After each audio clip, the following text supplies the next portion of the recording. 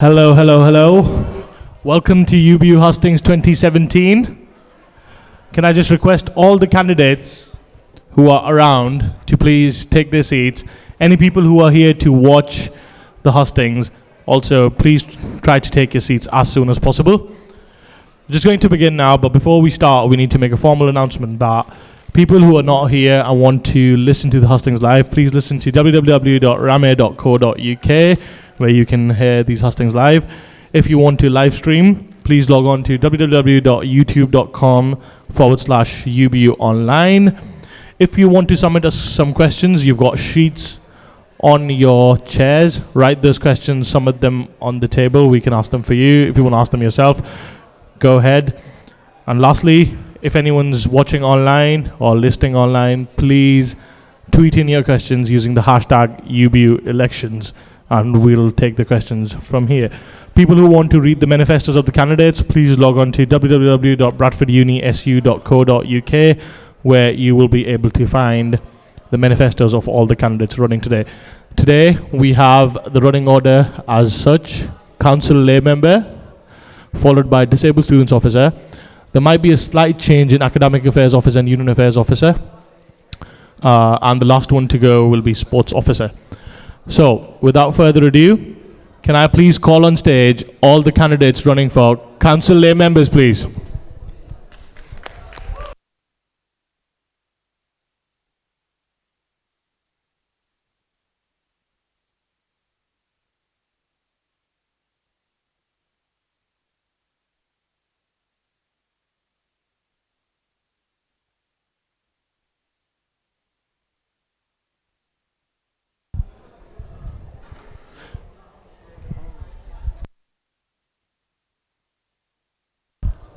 Okay, how many candidates do we have on stage? 1, 2, 3, 4, 5, 6, 7, 8 have we got? So I'm just going to do a small roll call. Candidates, I'm just going to do a small roll call. When I call out your names, can you just raise your hands, please? Yep. Roman Haneen? No, not yet. He's not here, that's fine. Samir Rahman? Cool. Asha Hussain? Yep, cool. Umair Alam? Not yet. Not here. Bilal Ahmed? Mariam Ahmed? Oh yeah, that's me. Milad Rahman? Ash Hassan? Noma? Cool, thank you. Ifsa Basharat? Yep, cool. All right. So the candidates that we have today running for council lay members go as follow: Samir Rahman, Asha Hussain, Bilal Ahmed, Mariam Ahmed, Milad Rahman, Ash Hassan, Noma Dube, and Ifsa Basharat. So, without further ado, guys, let me just tell you the format. You will have 1 minute for your opening speech. Then we have some pre-written questions for you guys. We might have some questions from the floor, and then you will be given 30 seconds to do your summation speech. Is that good with all the candidates? Yeah. So let's just move on to the first candidate for today. Sami, you're up first. Siji?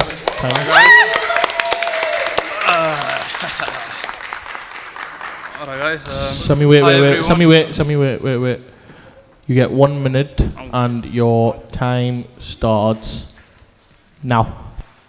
Alright, so then hi guys. I'm basically here to speak for you guys, and I've taken the views of my students on the course by speaking to them in person, because I think in that way I can get a more detailed feedback from the students.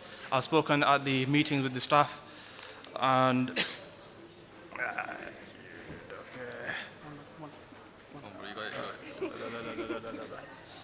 I'm going to hold all the sub officers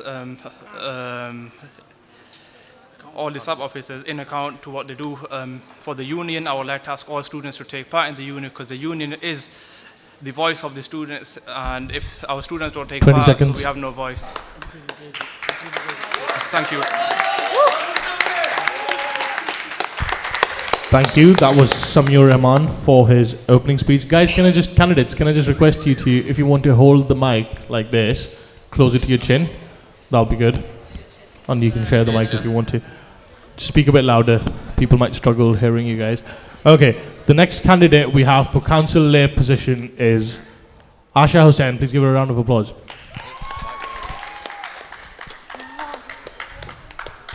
Asha, your 1 minute opening speech begins now. Good evening, ladies and gentlemen. I hope you're all well. I am back on this stage to fight once again for the lay member position.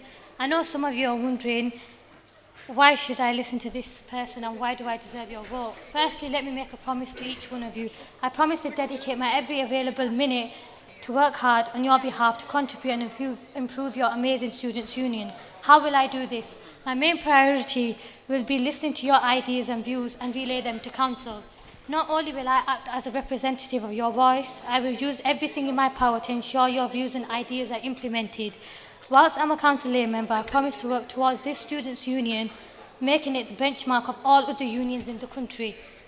Therefore, I urge you all not to see me just as another candidate, but rather as a friend and a colleague, someone you can talk to, share your ideas with and look up to in times of need. That's what my entire campaign is based on, trust and friendship. Thank you.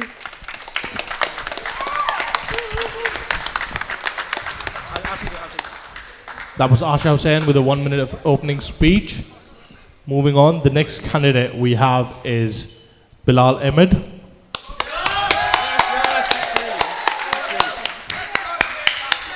Bilal, again, you will have 1 minute for your opening speech and your time starts now. Hello, my name is Bilal, and basically I'm running because basically I speak to people around and some people don't even know what sabbatical officers do. So I want to be on the council to ensure the sabbatical officers are doing their jobs and basically put my ideas through. Say they're on Hustings saying they're going to do these things. I want to ensure that they go ahead with these things that they're saying. I basically want to bring new ideas. I want to be approachable and bring new ideas to council, and yeah, that's my.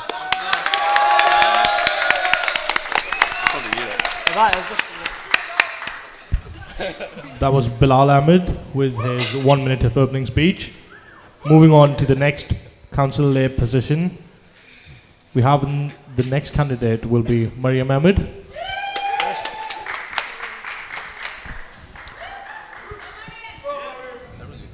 Mariam, you've got 1 minute and your time starts now. Hi, so basically I'm Mariam Ahmed. I would like to be able to hold the sabbatical officers and part-time officers to account. I would like to encourage conversation on council and ensure that they are fulfilling the roles and they are following the manifesto that they so-called put forward to make sure they were elected. Thank you.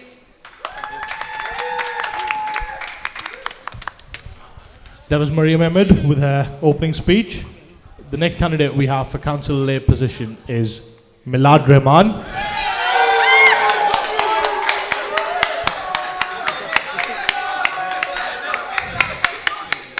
Top boy Milad as we know him.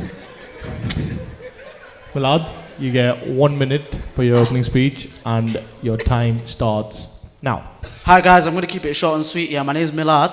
I'm running for council lay member.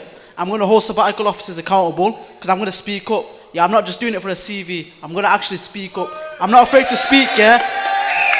Listen, I'm approachable, I'm friendly, I can speak to people. People can speak to me. I've got new ideas. Listen, all I'm going to say, whatever I'm saying, I'm going to execute it.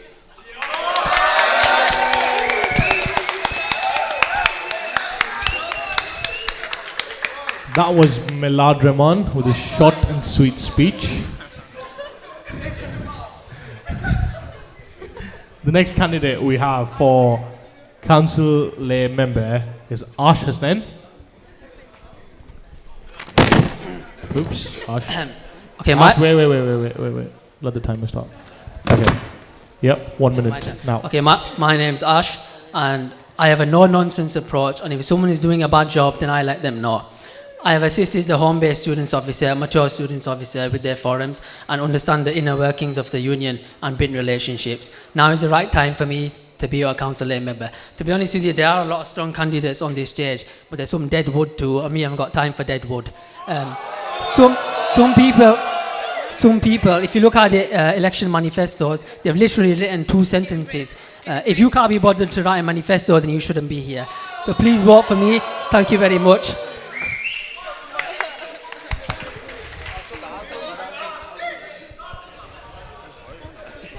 That was Ash Hassan for his council speech. The next candidate we have is Noma Dube. Thank you, guys. Okay. Noma, again, you will also have 1 minute for your opening speech, and your 1 minute starts now. Okay, basically I'm running because council should represent the wider population of the students, and I think I will be a good lay member to represent all women of color, which is why I'm running, so that their views are represented on the council, and make sure that all the sabbatical officers and non-sabbatical officers are incorporating all the people of color and making sure their views are heard.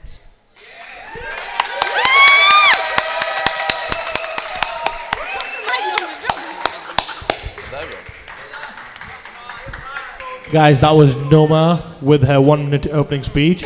The last candidate we have today with the opening speech is Ifsa Basharat. Ifsa, you've got, just to remind you guys, Ifsa is also running for the chair of council position. Ifsa, you will have 1 minute for your opening speech, and your time starts now. Okay. Good evening, everyone. I'm back again. I believe that I'm suitable for this role because I am a trustworthy person who will bring issues forward and get advice as well. I can interact with individuals in a way that they feel comfortable. I can also prioritise my uni life and the council lay position if I do get one.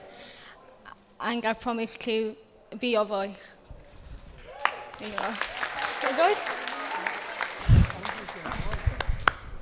That was Ifsa Basharat with her 1 minute of opening speech. We've introduced a new segment for council lay members. There will be no generic question to all the candidates.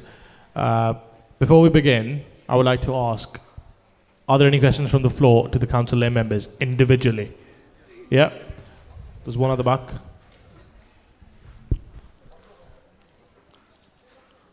Tariq, your question should not be to all the 10 candidates. It has to be it's like just the one. It's just the one. Yeah. My question's for Ifsa.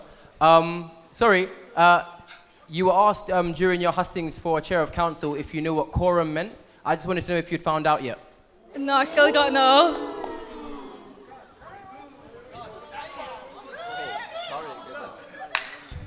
Thank you. Are there any more questions from the floor? There's one at the back. Uma? Hi, thanks. My question's for Bilal. You said that you're not afraid to speak your voice and address your concerns, but I just wanted to know, what are you going to do? What are your concerns? No, sorry, it's for the other guy. Yeah. Milad.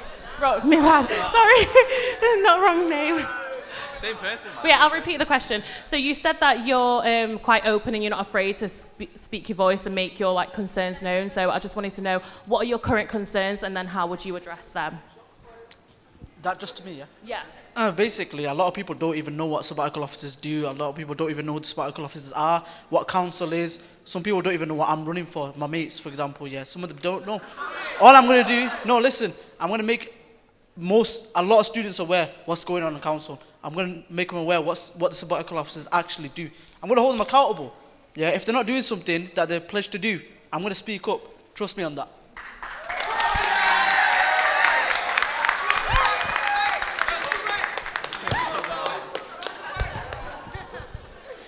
Are there any more questions from the floor?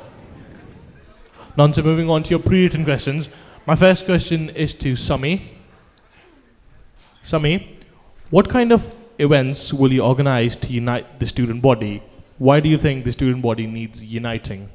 Okay. And you get 1 minute to answer this question.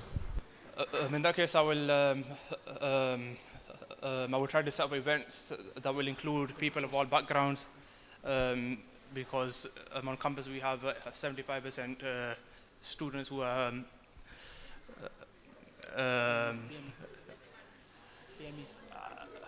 basically, I will organize events that will include all students, and I will ask all students to take part in these kind of events, which may include events like maybe football or going out on a trek or camping, maybe, to get people more involved in the union. Thank you. Thank you. Guys, just to remind you guys, you're answering the questions to the audience, not to us lot. Yeah, and keep the mic closer to your chin, please. My next question is to Asha. Okay, basically, all these questions are from your manifestos. They've all come up from what you guys have written. And some people have not written, so I don't know. But let's see. Okay. Asha? Have you got the mic, Asha? Yep. Okay, Asha, your question is, what have you done this year to make council more transparent, and how will you build on that if you're re-elected? And you get 1 minute to answer that question. Basically, I've held sabbatical officers to account by questioning their actions, which is a great deal more than the likes of any others on council. So this year I'll be doing exactly the same and making sure that I expand on my points. Thank you, Asha. I'm so lucky. My next question is to Bilal. Bilal, what makes you the ideal candidate to represent all students? What makes you an ideal candidate to represent all students? I think I'm quite... Wait, what was the question again? Can you repeat the question again, please? What makes me more what? What makes you, Yeah. yourself, the ideal candidate, the best candidate Yeah. to represent all students, as you've said in your manifesto? Okay, to represent all students, I believe basically I'm easygoing. People can speak to me. A lot of people have come to me already, and basically I'm quite sociable. I play sports. I'm easygoing. A lot of people know me, so yeah, everyone does. Yeah, basically. So yeah. Thank you, Bilal. Yeah, that Right. My next question is to Mariam. Mariam, you've stated in your manifesto that you've noticed many flaws in the union. Would you want to tell the audience what are these flaws and how would you go about rectifying these flaws? Mariam, I'll give you 1.5 minutes to do this one. Okay, not to name and shame anyone in particular. I have been... no, I'm not going to, but I've been into the union. I believe the subs are getting paid 16 grand a year, but whenever I've been in, they've been on Facebook, on YouTube, just chilling out. So, like in your manifesto, I don't think that was written in whoever's manifesto I've seen. So really, you should be doing what you're getting paid to do, what you said you were going to do, and I will bring it up in council.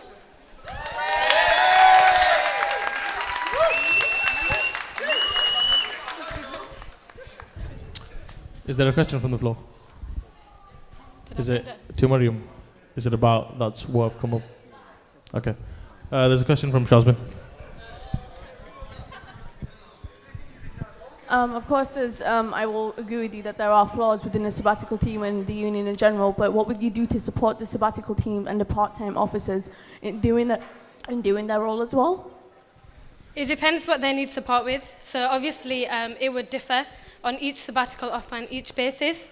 So with women's officer, such as yourself, at the moment, I think it would be better, no, not in offense, but yeah, I think it would be better just to encourage or give you some ideas of more campaigns that can be done and other campaigns, and just to make sure that all students are represented and not just the ones that you personally believe should be represented, just to make sure it's more diverse for everyone. Thank you, Mariam. My next question is to Milad. Milad, there are 5 subcommittees of the Union Council, of the UBA Council. Which council subcommittee would you aim to sit on as a lay member and why? Personally, probably community welfare, because I feel that they make the biggest effect. Is that the right? Is that? No. Okay. I don't know. Okay. Let me just make you aware of the 5 subcommittees. So basically, there's a RAG committee, there's a campaigns committee, there's a democracy committee, and elections committee, and honorary life membership committee. Yeah. So out of these 5, which subcommittee would you want to sit on as a council lay member and why? Probably campaigns, because, for example, if they do charity work and stuff like that, I've worked with the ISOC, I've worked with various other charity campaigns on campus. I feel like I can relate closer to it, and I feel like I could contribute to it because I'm outgoing, I'm enthusiastic. I know what needs to be done. I hope that answers your question. Thank you, Milad. My next question is to Ash. Ash, your question is, in your manifesto, you've stated a few things from which this question has arisen. In what ways you will reach out to the students and enable them to share their views and concerns with you? I'm basically going to be visible. They can have my email and, to be honest with you, they can have my phone number too.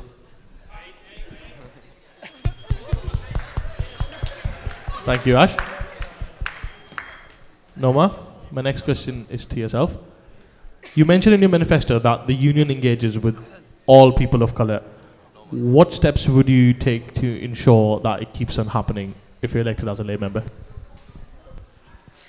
If I'm elected as a council lay member, I will individually be in touch with student reps in all the departments of the university and see what issues people of colour are facing and present those issues to the council and make sure they're taken care of.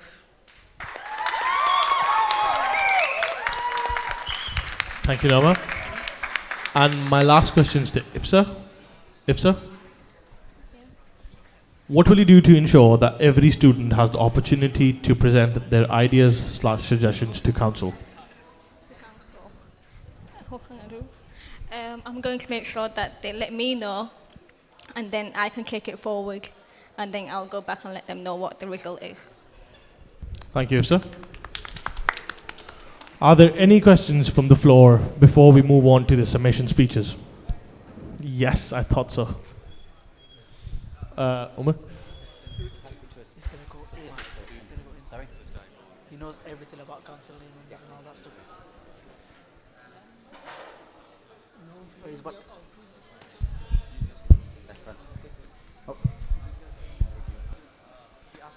My question is to Ifsa.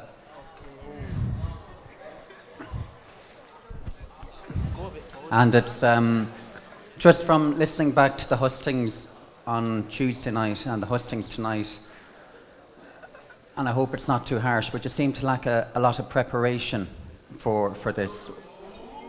What can you do? Hold on, yeah. What can you do to assure students that you're actually in this for the real thing? Because if you're coming to hustings unprepared and not knowing what the basic principles of council is, how can we trust you to be a councillor and even to chair council?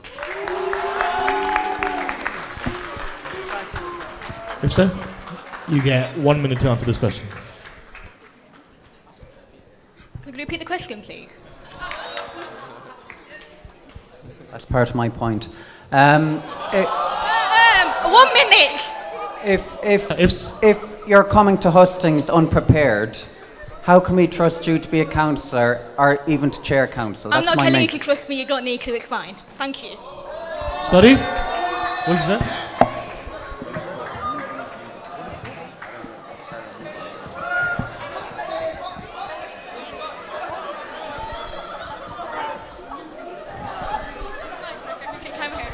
Alright, guys.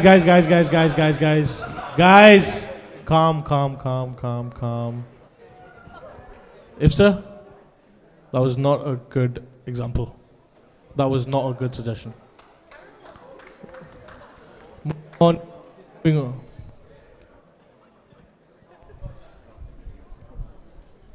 Hello. Yep. Moving on to your summation speeches. Starting from Sami, you have 30 seconds to do your summation speech.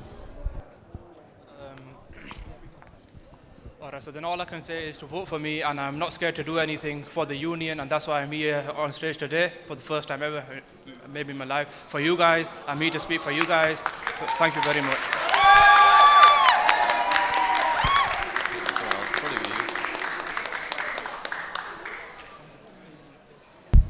Alright, Asha, you're next.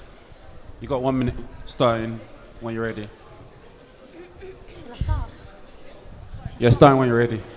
All I ask from you today is a simple vote. I know I'm a perfect person for this role. My experiences, career education and motivation fits perfectly with the duties and responsibilities required from an effective lay member. Let's all carry on a journey together as friends and as one group to make the union the very best. Thank you.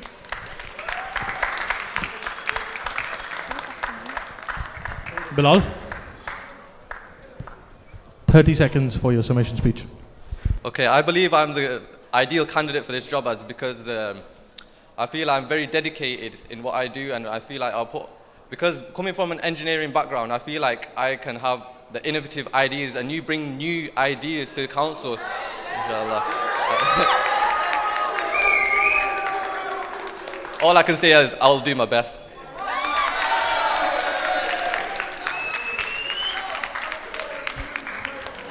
Mariam? I would like to thank each and every one of you for taking your time to come out here and to actually hear us speak. I would, like I've said many times, obviously hold the part-time officers and the full-time officers to account. I would read the motions being submitted and encourage people to submit motions and encourage conversation on council. Thank you. That was Mariam Ahmed with the 30 seconds of closing speech. Next candidate.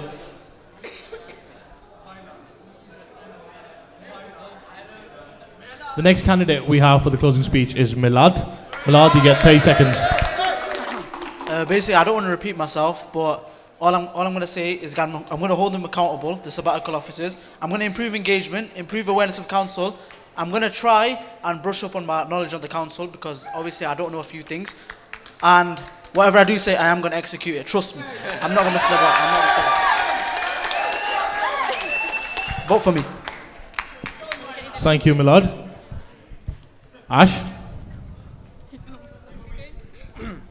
30 seconds. In the East, we have a saying that we rather have a good king than a bad prime minister. In other words, someone might be elected, but that doesn't make them democratic. Sabbatical officers think they can do whatever they want. I'm going to make sure they're going for the interests of students. That was Ash Isnan with his 30 seconds of closing speech. Noma?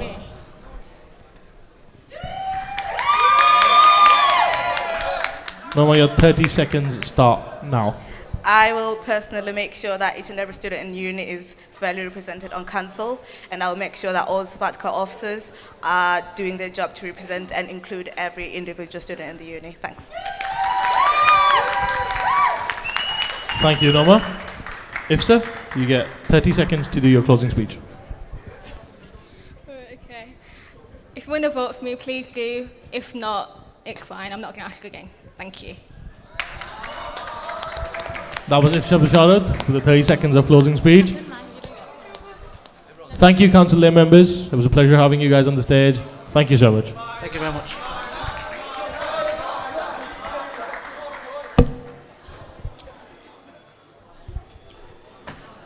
Moving on to the next position for tonight, can I please have on stage the candidate for Disabled Students Officer, please?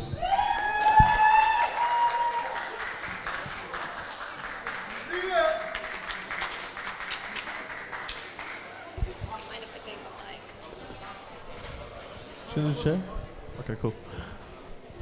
We have on stage Anila Ahmed, who's rerunning for the position of Disabled Students Officer.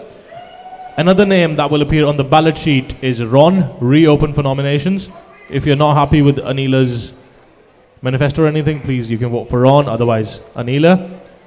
Anila, do you know the format? 2 minutes for opening speech, and then questions from the floor, maybe questions from Twitter, and then we'll move on to your summation speech. Is that good? Yes. Okay then. Anila. Guys, people around Student Central, please keep the noise down. Anila's trying to speak here. Thank you. Anila, your 2 minutes begin now. Okay, well, it's a pleasure to be back again, to see you all here. So, as Bradford is a place where diversity is celebrated, I think it is important that we are a hub for inclusivity. And to further that cause, I think we need to move on and look at how do we move forward with including individuals who are disabled. There are three main points which I would like to communicate to you today, and three main points which I would like to make sure happen next year. One of those points are to make sure that we have a rollout of the mentoring and ambassador trials which are ongoing this year. Those are mentoring trials with people who are disabled in staff amongst the university, and also a trial between ambassadors, which is basically looking at how can we make sure that the disabled student's voice is communicated in student-staff liaison committees and also at faculty level. Moving on from there, there's also workshops for empowerment.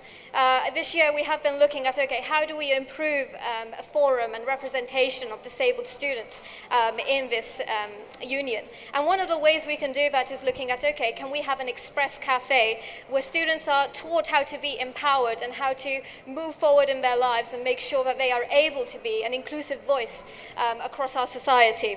The third and final thing I would like to do for next year amongst the LSP integration program is also looking at how do we ensure that disabled students feel that there is student accommodation which accommodates their disabilities. Those are my three main points.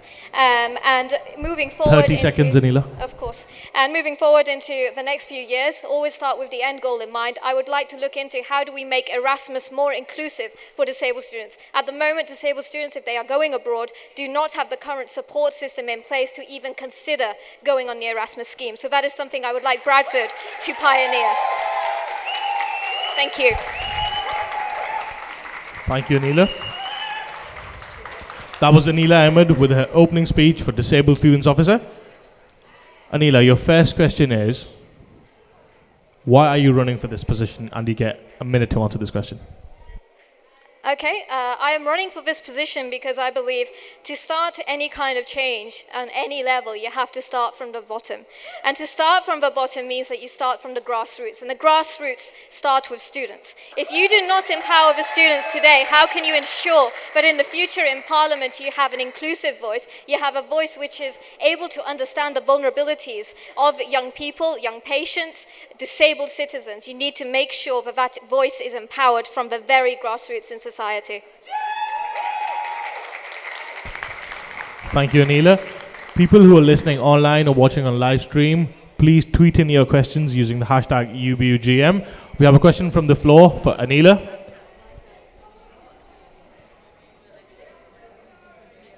Oh, sorry, it's not UBUGM, hashtag UBU elections, sorry, my bad. Just getting used to a few democratic things. Okay, Anila, we have a question for you from the floor. How will you raise awareness of learning disabilities among the student body if elected? And you get 1 minute to answer this question. This question is from the floor. Okay, well, with learning disabilities, there is quite a big stigma, social stigma surrounding learning disabilities, and looking at, okay, do they even count? Are they even real disabilities? The way that we can address this is looking at, okay, can we go into student lecture theatres and can we actually get students to understand what a learning disability is? Can we get them to do exercises for them to understand dyslexia? Some dyslexia is easily explainable. If you had a video where letters are jumping around on a page, perhaps students will start to understand, okay, dyslexia is really quite a complex illness to have. They are illnesses. They are not just disabilities, they are illnesses, and they need to be classified as such. Thank you, Anila. Okay. I have a few comments coming in your favor on Twitter, so not questions though. Okay, so moving on. What do you think is the main issue with disabled students in the university, and how do you plan to tackle this? And you get a Can you repeat that, sorry? What do you think is the main issue with disabled students in the university? What's the main problem around them? And how do you plan to tackle this? And you get a minute to answer this. Okay, first I will address it from the university perspective, and then I will address it from the student perspective. University perspective, university lecturers are not being given enough support to be able to carry out the LSP readings and to ensure that the LSPs are actually adhered to. Now, exactly, you have the point. And the other issue is students are not understanding that actually their LSPs are not being read due to this reason. The other issue is students are feeling disempowered in the university area because their lecturers are not understanding what their issues are. And as part of that, another big issue is mental health issues. Mental health issues are not being understood by lecturers as a legitimate cause for needing extenuating circumstance, and some are even cracking jokes.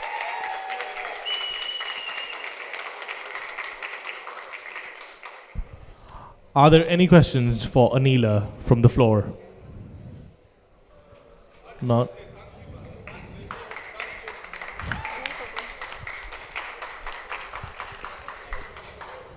Okay, Anila, moving on to your next question. There are plans to change the disabled toilets into gender-neutral toilets. What's your thought about this, and do you think it will impact on disabled students using these toilets? Okay, when this suggestion came through the Diversity and Equality Committee, we did consider it quite well, and I would like to assure you that we are conducting an audit. We are working with the states and facilities to ensure, okay, these are the disabled students' toilets on campus. How many are there on each floor? How many are there in each vicinity? And is it applicable to ensure that they are created into gender-neutral toilets? So before we do anything, we will consult you. We will not just go, oh, Anila Ahmed, the disabled students officer, has decided, oh, she's going to go ahead with this. No, it impacts you, so you will be consulted. Now, the question that needs to be addressed here is, if a poll goes up, I need you to communicate to me what your concerns are. These are not coming through, and I need them to provide a more legitimate voice in the 20 seconds. university.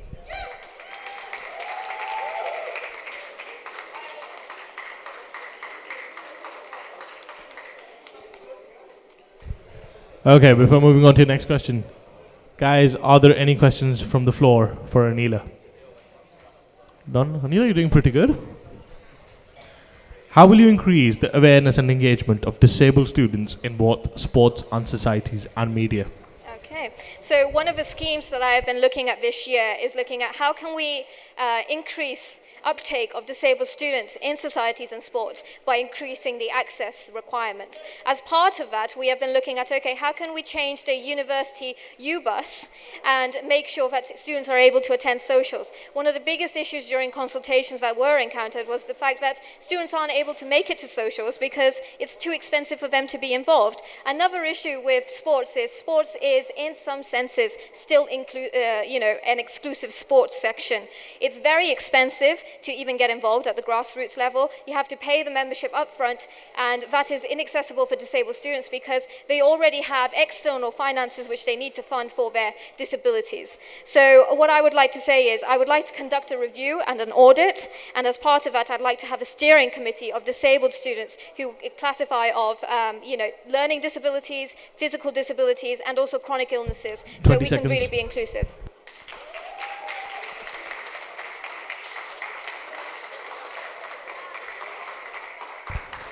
Thank you, Anila. Are there any questions from the floor for Anila? There's one straight away. Do you have any previous experience in representation? And if so, what transferable skills can you bring through to this role? And you get a minute to answer this question. Okay, I hate to be a little bit bigged up, but I think it's necessary now that the question has been asked. I have been advocating for children and young people and also disability rights from a very young age, so I have been doing it for the last about 8 years now. So I am quite aware of what the situation is. I have awareness of what the issues are, and I do represent them at the European level in European Health Parliament and also across different sectors through consultations internationally. So I am aware of what the issues are and I can communicate them. In terms of transferable skills, I have skills in terms of funding grants, making sure that those can go through. I have the connections to make sure that we are able to get in more information on how to mentor young students who have disabilities. So I would say, in terms of transferable skills, if you would like to know what they are, please do go and have a look at my LinkedIn or have a read of my manifesto, and they will hopefully address them. Thank you, Anila. Moving on to your next question. UBU facilitates and offers a lot of opportunities for students to engage with the disabled students in the community. What plans and opportunities do you have to engage with the students on campus? Okay, so in terms of engagement with students, as discussed earlier, we are introducing an express cafe for disabled students and also non-disabled students, the first one will be taking place in the Norcross Centre. What we are looking to do is have a little bit of a tea party session, and we are going to have different tabled groups. And as a part of those tabled groups, we are going to go through, okay, what are your concerns concerning LSPs? What are your concerns concerning accessibility? I want to know what your concerns are, and as part of that, we are working in partnership with careers and disabilities to really make sure we are able to get a wholesome picture of what the issues are around campus. So that is one of the formal things we are doing. The informal things I would like to get going is having, little events on campus. So one of the things I really wanted to do was host a rap battle. In fact, I wanted to host it as part of the election hustings results next week. But due to time constraints, that was not possible. But perhaps that is the kind of things I would like to get going. Please round up on your final point. And that's my final point right there. Phil nodded his head when he said rap battle. I saw him nod his head. So, okay. Are there any questions from the floor before we move on to the last question and then to Anila's summation speech? None? Okay. Anila, if you had to run for a sabbatical position in the future, which one will it be and why? Okay. Well, my father's always told me to start with the end goal in mind. And so before I'd even considered becoming a disabled students officer, my father always said, think and focus about what you want to do and make sure you have a path. So the path for me is to go down the union affairs route. So I would like to follow in your footsteps, Hamzabat. The reason why I would like to go for union affairs officer is simply because there is a lot that we can do in terms of making sure that campuses are more inclusive. And the one thing I'd like to make sure happens is that Bradford is on the map for being inclusive, and that we are the university which is diverse, inclusive, and ensures that there is a voice for every kind of segregated person in society or that who is neglected.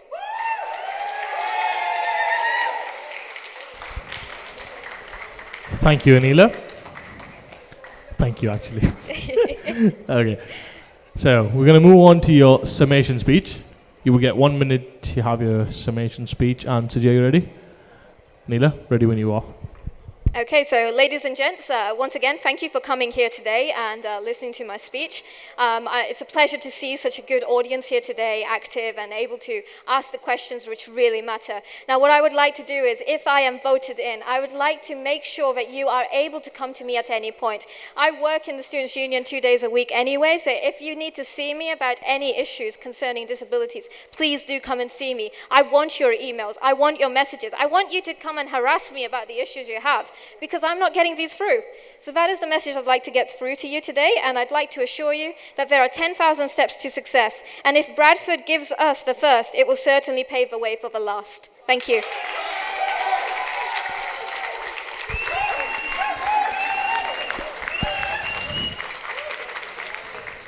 That was Anila Ahmed with her 1 minute summation speech.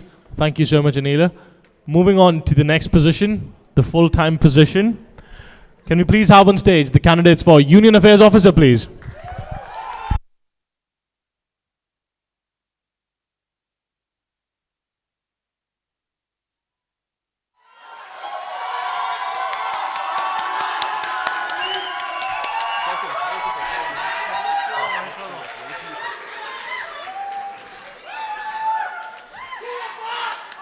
We got this.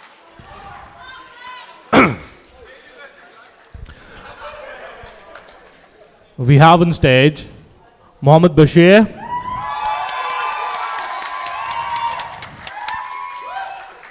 and Faz Ilyas. Yes, yes, yes, yes! Fez. Fez, I will not let you continue if you do that again. It won't happen again. Yes, thank you. All right, guys. So, are you two aware of the format? 2 minutes opening speech, question from Twitter, questions from the floor, pre-written questions, followed by a 1 minute summation speech. Yep. Just to make a formal announcement, people who are here, you've got your sheets on your chairs, write down the questions, hand them at the table. People who are not here, who are listening on Rame or YouTube, please tweet in your questions using the hashtag UBU elections. Without further ado, let's move on. Mohammed, 2 minutes of opening speech. Your time starts now. Hi everyone, I want to thank you for being here first of all. My name is Mohammed Bashir Luna and I'm here to stand for your next Union Affairs Officer.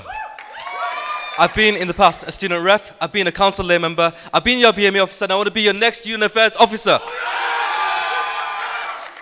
I know the problems of this union, I know them very well. I know how much I struggle as a part-time officer and I know that without support, how many students out there struggle still. I feel it. When I was a part-time officer, I paid £600 from my own pocket because I knew there wasn't enough money in that union. I knew how much students wanted a good experience and they couldn't have it because the union wasn't giving enough support to me or to the students in this university today.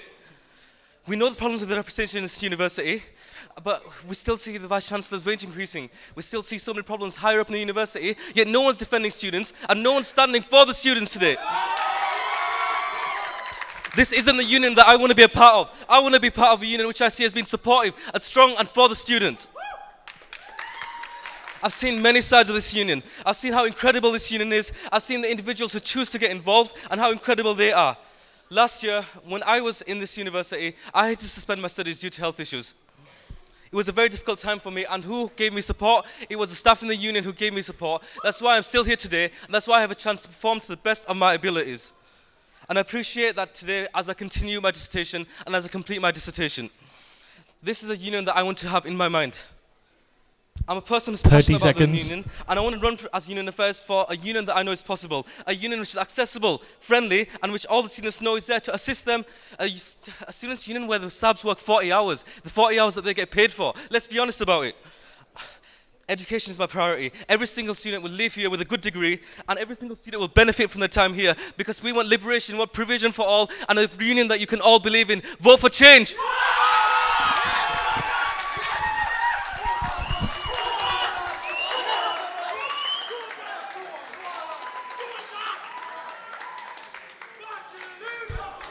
That was Mohammed Bashir Lunet with his 2 minutes of opening speech.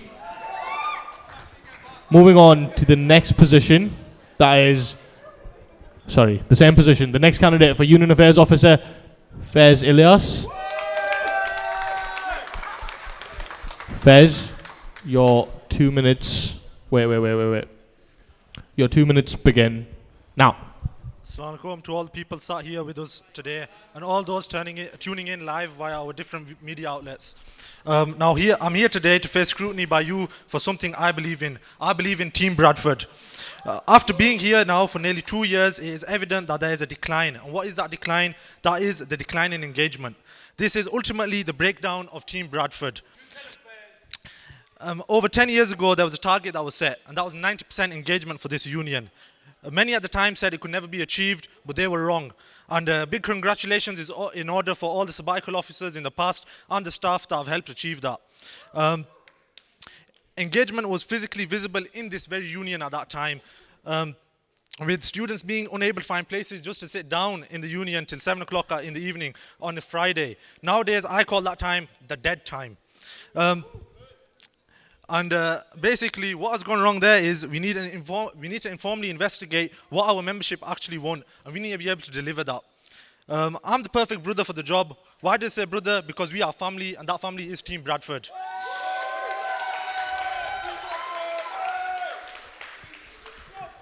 Now, we may have different opinions and methodologies, but ultimately we care for the vested interests of each other here. Now, why am I perfect for this job though? Because I have experience and I have the vision. Now, being the president of Islamic Theology Society, I've taken this society from being a mysterious club that was blacklisted from even booking university rooms to at one point that is now fully immersed itself within the union. Our membership are running for posts everywhere in the union, engaging with people in the media areas. We have radio shows, and we were watched by thousands throughout the world. I'm also sure you're aware of Haq Beshak. As your home-based students officer, I know how to hold forums that engage with Team Bradford. With my forum, having regular mass attendance. Round up on your final point. With regular mass attendance, we're tackling issues from racial profiling to lecture capture to beards and lotas. Vote for a beast who has his eyes set on the prey and knows exactly what he's doing. I'm here to make this union awesome. Vote for me, number 1 Union Affairs Officer, Fez the Beast Ilyas.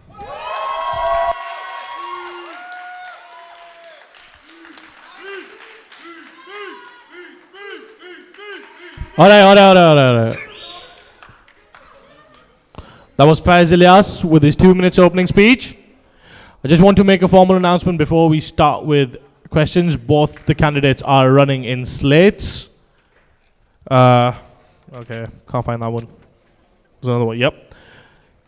Bash is running in a slate, Campaign for Change, with Tariq Hemmings for BME Officer, Oriana for Activities, Khurram Mazhar for Academic Affairs, Maria Batul for Women's and Campaigns, and Beth Stanfield for Sports Officer. Faiz Ilyas is running in the slate, One Team, One Vision, with Zainab Galbasani for Academic Affairs, Lance Jackson for Sports Officer,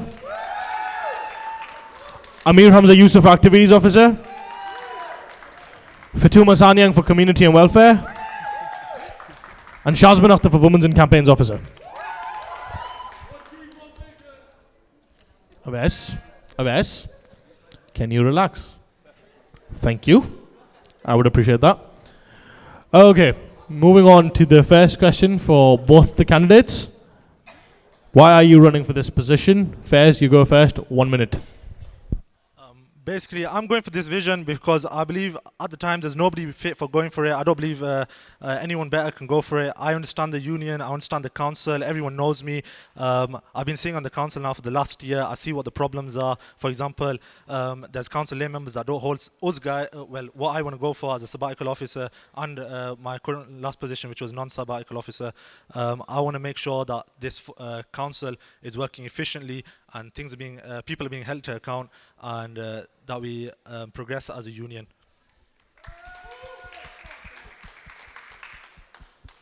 Thank you, Faiz. Ash, 1 minute. I'm running for Union Affairs Officer. Is this on?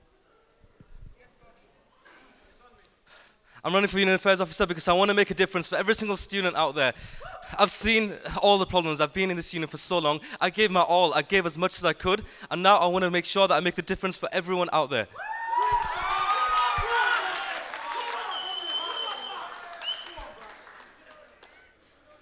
Is that okay? Cool. We have a question from the floor. Bash, the question is directed to you. Last year you ran for Community and Welfare Officer, and this year you've chosen a completely different role. What makes you eligible candidate for Union Affairs 1 year later? And you get 1 minute to answer this question. Could you just repeat the end part, please? I didn't hear the end part. So what makes you eligible candidate for Union Affairs Officer 1 year later? 1 year later? Yeah. Okay. Okay, we'll give you a minute to answer that question. Okay, so I ran for Community and Welfare last year with an incredible manifesto. I really wish that those points had been carried out, but I'm sure that any future Community and Welfare will see the value in these points. And in the same way, I stand here today with some very strong points for Union Affairs. And I know that these points are what is needed for this union to progress and go forward, and it will benefit every single student, and it was us who will succeed, and it was us who will benefit as well. Thank you.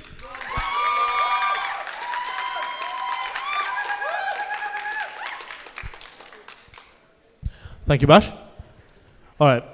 The next question is to both. No, okay. I'll take questions from the floor. Are there any questions from the floor for the candidates for Union Affairs Officer? There's one at the back.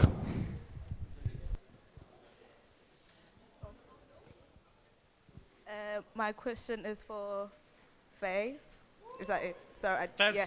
Faiz. Yeah. Yep. My question is, what is the main flaw with the current union right now, and what are you going to do to make sure that is changed? All right. So, do I begin? Yes. All right. The current flaw that I can see, which is the most evident, is that council lay members are not doing the job. And being a person who will be held accountable by those very people, I believe I will be doing the best job I can do if those council lay members are not doing the best job that they can do. So I want to ensure that those council lay members within the council are held to account. There needs to be some sort of accountability for them as well, and I hope to change that. Thank you, Faiz. Are there any more questions from the floor? None? So moving on. Question to both the candidate.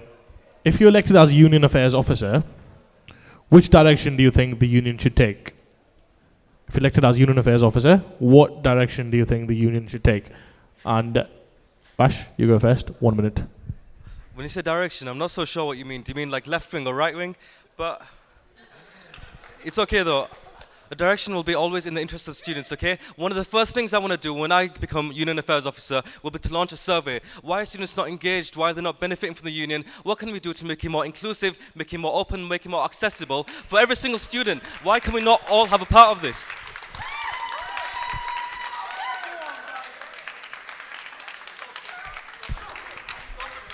Faiz, 1 minute. Currently, as many people may be aware, there's a current sort of devolving between the different areas within the union. I hope to encourage those certain areas coming together again, becoming Team Bradford once again. That's what we need to be, Team Bradford. We're a family, that's what we need to be. Also, we need to work in the best interest of students, just like Bash is saying. That's perfect. We need to do that as well. We need to ensure that every single step of the way, we are asking what the membership wants and we're delivering that.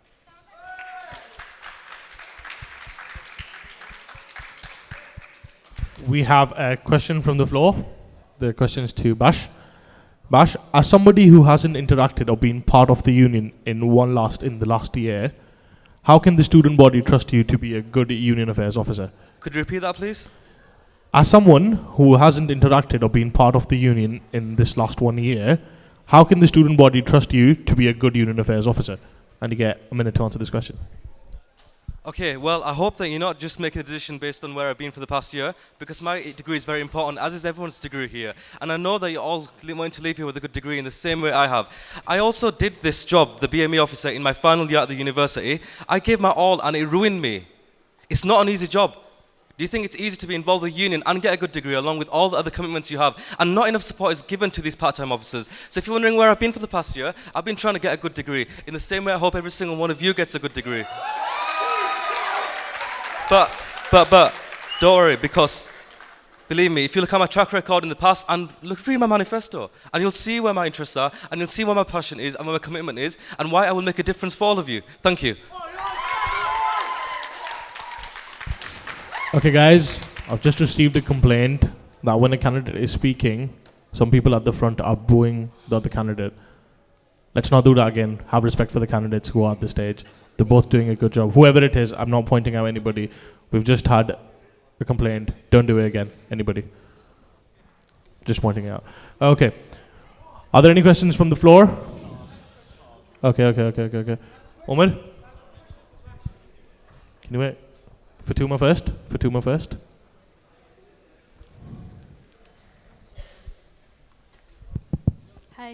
Hi. This is a question for Bash. You just said being a BME officer, it, I don't know, broke you or it ruined your confidence. How can we as students of this union be reassured that being a union affairs officer will not take on its toll like the BME officer role has taken a toll on you? Bash, 1 minute. When I say broke, I don't mean literally. Still see I'm here. I'm still feeling very strong, and believe me, the past year has been a great opportunity for me to recover. When I become Union Affairs Officer, I will make sure that no part-time student is in the same position I was, that they actually get given the support that they need, because this union should not consume their life, but they should be happy to be a part of it. And other students should feel welcome and engage with it, because I will promise you, I did not feel welcome in that union at all times. And that's what really hurts me, because I tried so hard in my role, I did not feel the fulfillment from it that I should have felt. Thank you.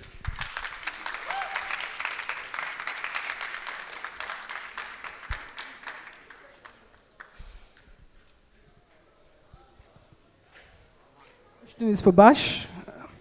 Bash, I know Faiz has tons of experience within and outside of university. Yes. He has run a society as a president and he holds events outside of university. He's a media and affairs officer at a local centre and has absolute tons of experience.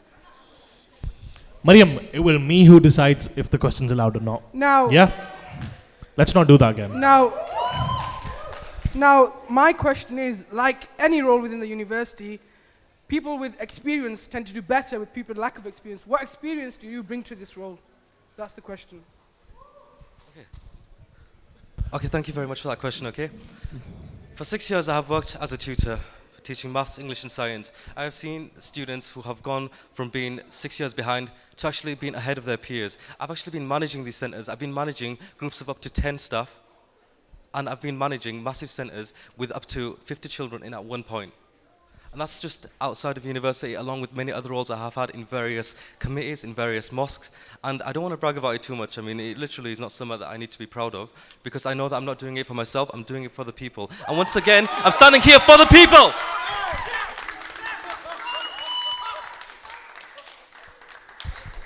Thank you, Bash. Are there any other questions from the floor right now? Omar?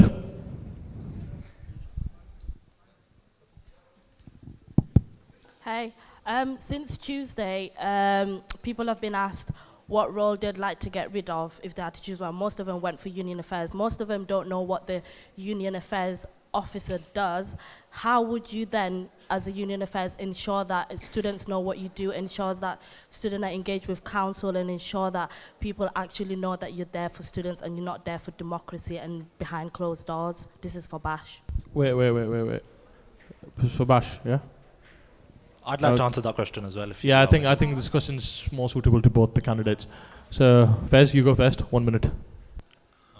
Could you just repeat the question just quickly? Just sum it up. She basically said, how will you make sure that the students know what the job you do? Okay, so obviously I'm going for this role, so I know what this role entails. It entails dealing with the finances of the university, the union, and also dealing with democracy here at the union as well, and engagement. I'm perfect for this role in that one reason, because I've been the home-based students officer for the last year. It was a role that was questioned, why we bring this in. These are the least engaged students here. They're never going to engage. But what did I do? I made it the most engaged forum here at the union. And that's why I am perfect for this role. I can engage, I can inform the membership exactly what this role is about. And although, yes, there is going to be some sort of restructuring to the system, and don't worry, whatever that restructuring is, whatever those positions are, I'll ensure that everybody knows exactly what those roles are for, and I'll ensure that democracy continues and everyone knows what the positions are and they engage properly. Thank you. Thank you, Fez. Bash? Same, 1 minute. I think this question is very problematic. I don't see why we should have to cut any of these roles, because we as a students should rise up and we shouldn't actually accept the university giving us any cuts. Why should we have to take less money? Because every single one of those roles is crucial. I'd like to make a correction there. Every single one of those jobs that they do is crucial, okay? If we cut even one of those jobs, the university can never replicate it. We need all 6 positions, and there's no reason why we should ever take any cuts lying down. And we will fight against any cuts that the university plans, so we don't have to cut any of these officers. Am I allowed to retort to that? Yes. Basically, you said that the university is making a cut. It's not making a cut in that essence. It's actually the same finances that are just being delivered. They're just saying deal with it as you wish. Yes, we will fight for it, and yes, that's what we will do, because that's what a union affairs officer is going to do when he goes to those committees in the union, in the university, and we will fight for that. Don't worry. Bash, would you like to say something? Sorry? Would you like to say something in return? Say that again? Would you like to say something in return? No, but he said exactly what I said, so it's exactly Cool. the same thing. Cool, thank you. All right, we have a question from Twitter for both the candidates. You have spoken a lot about student engagement. What experience do you have with handling budgets? Who went first last time? I went first last time. Okay, Bash, you go first then. A minute. Well, I've previously handled my own VME budget, my own personal bank account, of course, which is never easy. And in general, dealing with money is something which is a massive trust. I have actually, at the end of the day, had to handle over like a couple of £1,000s of money from the business that I work at when I'm manager. And I have to deliver that money safely, and someone has had trust in me to do that. And of course, people have had trust in me to teach their students, and obviously this is a sensitive role, and in the same way, I don't treat this role any different. I know it's sensitive, and once again, I will treat it with the most respect and the trust that you need, you can find in me.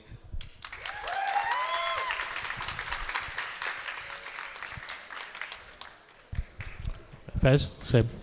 So over the last year, over this last sort of year, I've actually been dealing with the treasury position as well within Islamic Theology Society because of personal issues that the treasurer has faced.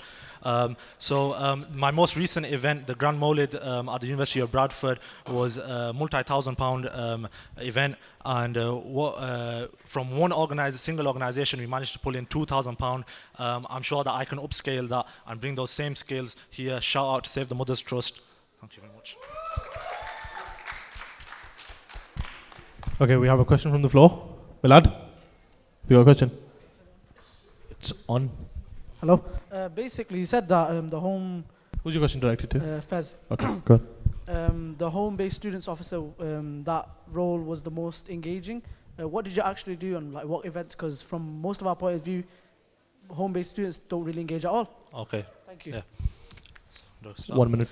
Okay, so I came in at the beginning of the year. We held forums, joint forums as well. My membership was the largest that attended that forum, with 50 people, over 50 people regularly attending that monthly forum. It was here in the activities room. Many people got to see that, the staff seen it, the Sparkle officers, everyone sees that.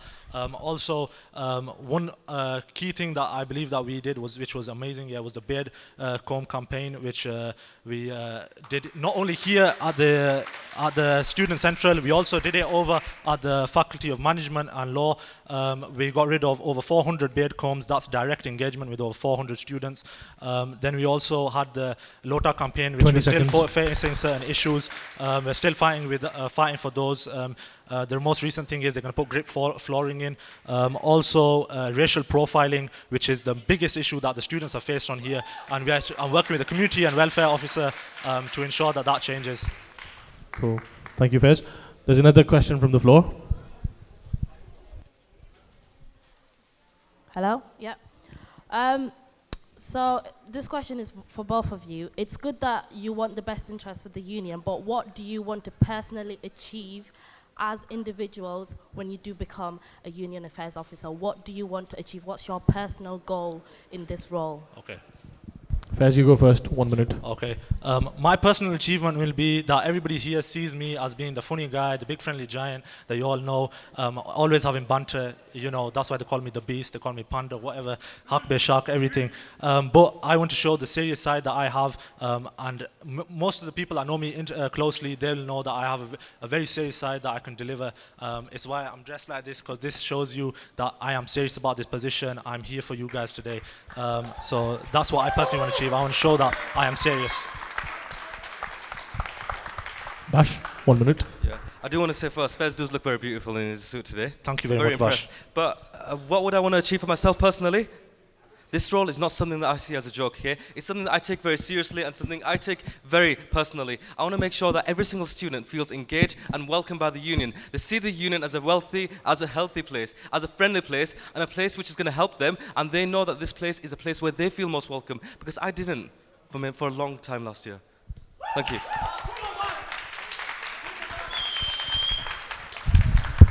All right, thank you, Bash. Next question directed at you again, from the floor. As a union affairs officer, you have to work as part of a team and encourage and support them. As you choose to run Could you repeat that, please? I didn't get you all. As a union affairs officer, you have to work in a team and encourage them. As you choose to run in a slate with fellow candidates that you wish to run with, we haven't seen you at your previous Hustings to appoint your slate candidates. Okay, can you offer? Could you repeat that part again? I didn't hear it again. Okay, that part, the last part. Okay. As you choose to run in a slate with fellow candidates that you wish to be with, we haven't even seen you at their previous Hustings supporting them. Can you offer an explanation for that? Of course, yes. As I said earlier, I was doing my dissertation, and this is very important to me, okay? I do find work hard, I'm not going to lie, and many of the students struggle as well. This is a very personal question, I feel, because honestly, I am trying my hardest to get my work done, okay? And honestly, if I could give more time to selection, I would, but what's my priority? It's education. Not just for me, but for everyone. I will never tell anyone here to jeopardize their education in the same way that I won't jeopardize mine. That's all. Thank you.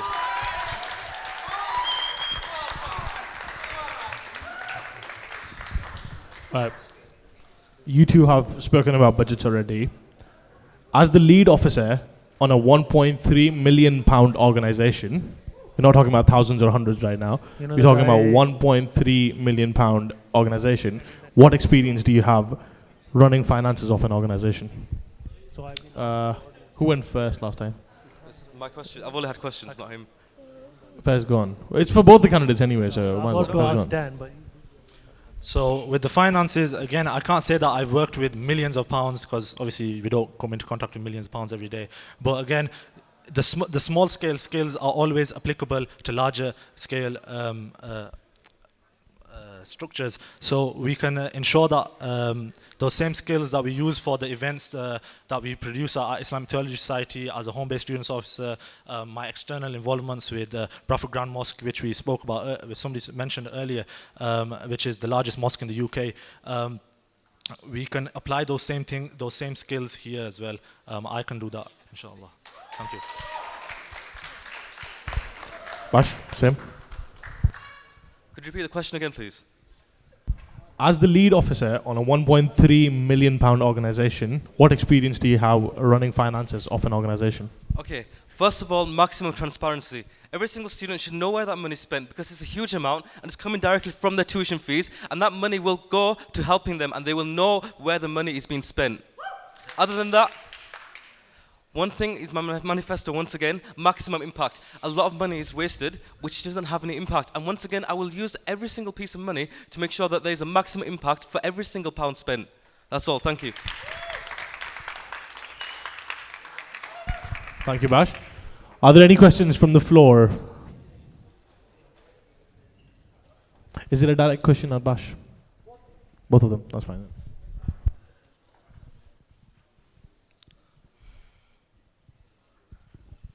The question is, apart from your work experience, what events and which events have you organized in the university and what are the turnouts been like?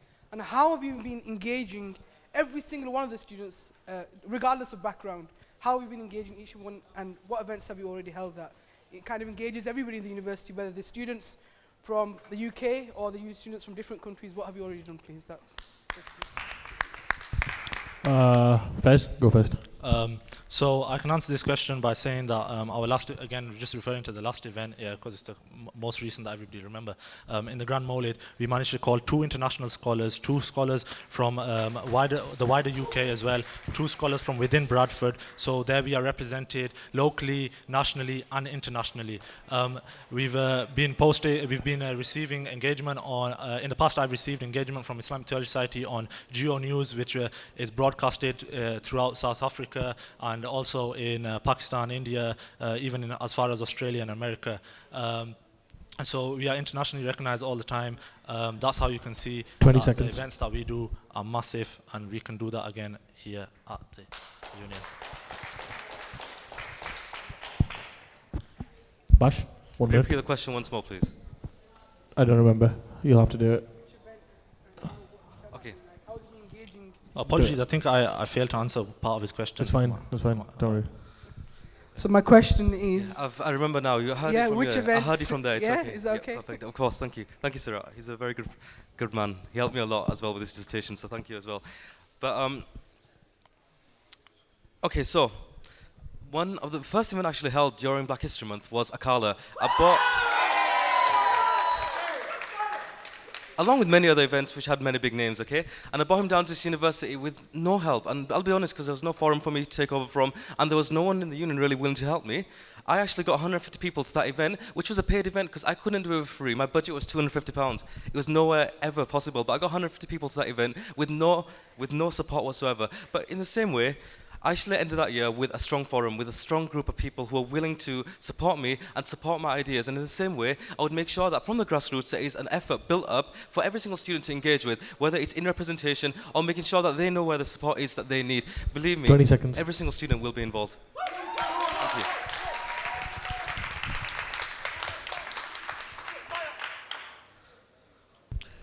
Are there any questions from the floor for the 2 candidates? There's one at the back. Dami? Can't. Wait now. Dami.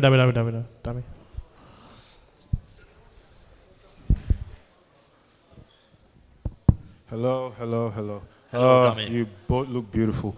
Thank you. My question is quite personal, so I can get to know who you guys are personally.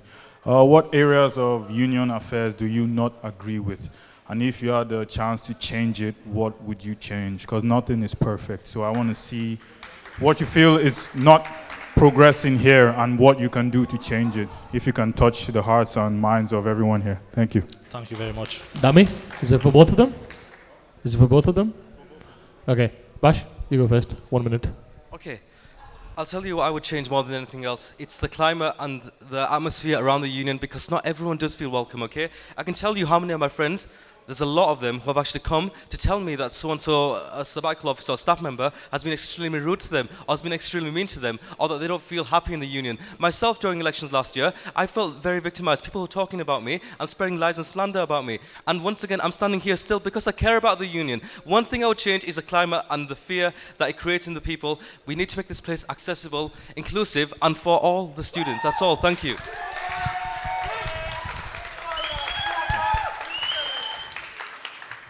All right. Fez, go on. I completely agree with Bash there. So basically, election times come around and everybody seems to have their team set up and they want to have their people, and it becomes a really contested and sometimes vile ordeal. I hope to change that, and I think Khurram sat right there as well. He'll vouch for me as well. The Islamic Theology Society in the past has always had a bad rapport with the other Islamic societies here, being one again that causes sometimes these differences. This year we've worked immensely to reduce that, and me and Khurram, I'd say, is one of my good friends as well. He's the president of ISOC, I'm president of ITS. Thank you. Okay, thank you. Are there any questions from the floor? Hey, this is for both of you. It's good that you both want to be part of a team of students that want to lead and make a difference to the student union. However, we don't know who's going to be in the team as of yet till next week. So we don't know the different types of people that will be in the team. Different people, different experience, different personalities. How would you, as Union Affairs Officer, ensure that everyone is together and cohesive and working together and get rid of any clashes? And if there's any arguments, how would you resolve it as Union Affairs Officer? It's a very good question for Tuma. Fez, go first. The main issue there would be to be a leader. That's the role of the Union Affairs Officer. First and foremost, you speak to all your team. You ensure that you're on the same wavelength. You have regular weekly full sabbatical officer meetings to discuss in those the issues that you may have with each other. We have Andy, who's our CEO, who is an expert in conflict resolution. He's there. You can utilize these type of people, apply those similar skills throughout the entire sabbatical team. There's a non-sabbatical team as well that you'll have to look after too. They need to be looked after as well in the monthly exec meetings. I think we should have even more regular exec meetings than just once a month, just to ensure that everyone's on the same wavelength. There's issues, they're discussed there. That way we present a united front. Everything okay there? Okay, I'll just hit pause.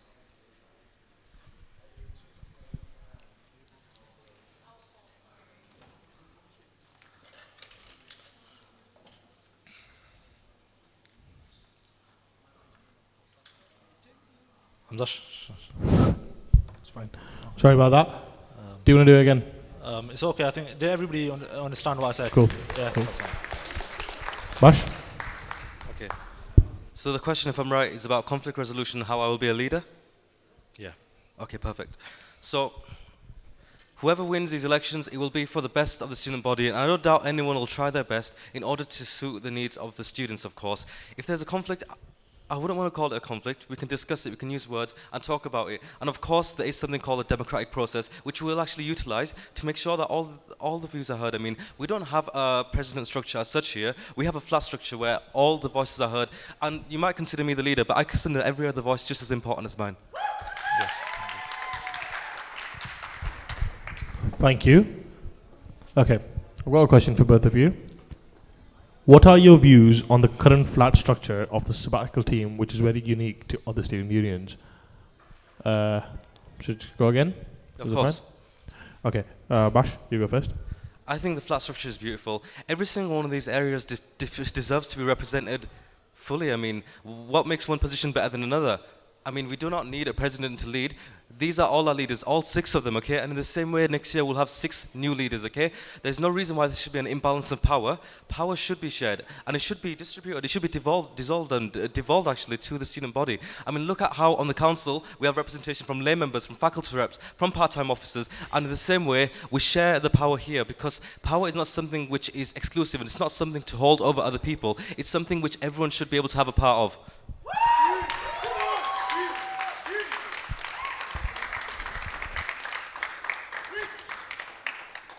Finally, something we disagree on. I believe that there should be a president structure. Why? Because a flat structure, it doesn't allow accountability within the sabbatical officers themselves. That way, it allows a president figure to line manage the rest of them in case they're not doing their job. It allows for a smoother process. And I believe that it doesn't give the president more power, because those powers are already given to the Union Affairs Officer anyway. It just means that, yes, there is a figure there that you can refer to. Thank you.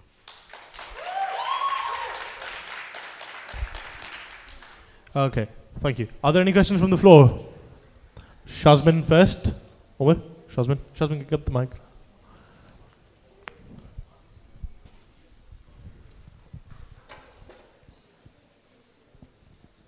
Hi Bash, this is for you. You said you didn't get any help from the sabbatical team while you were there. When they took all the money out of their budgets for your events, this is poor handling of the budgets by you. How can we trust you to hold the union budgets?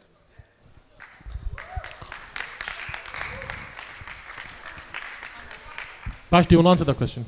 I don't think that question is appropriate. I'll tell you why, okay? Because please tell me what money was taken out from other people's budget. Hamza, for example, okay? I asked you for help in my event and I didn't get it from you.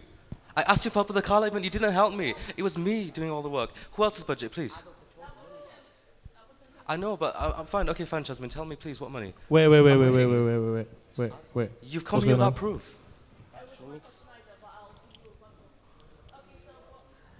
For everybody else's information, I want you to know that each sabbatical officer, each non-sab does get £250. However, they also have a bigger pot of around £1,500 to use. And the thing was, the argument made by somebody was that Bash used none of that budget and blamed it on the union.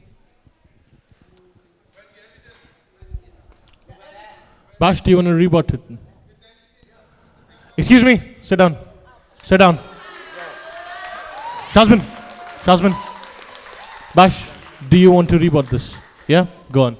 Give it to Bash. You know why I didn't use much of that money? Because I didn't feel the support was there from the union, and they didn't explain this to me properly about the funding situation. I'll tell you, speak to Andy as well. It was a very difficult situation. The whole structure of the funding had been changed that year. Previously, the BME officer had a budget of £1,000. Suddenly, the budget had become £250, and I'd worked thinking that I was going to have £1,000 for the whole year. This, of course, wasn't the case. And the money was moved around, and it wasn't explained to me properly exactly how I was able to access that money. Black History Month came in October. No training was given to me, and in general, the support wasn't available for me. I feel this is a witch hunt. I feel that this is very, very bad. Many questions are coming from the audience which have been planted. I'm not here to attack anyone. I'm here because I want what's best for the students and hope you can all see this. Why do we have to make this dirty? We are not here for a dirty competition. We are here in the best interest. Okay, thank you.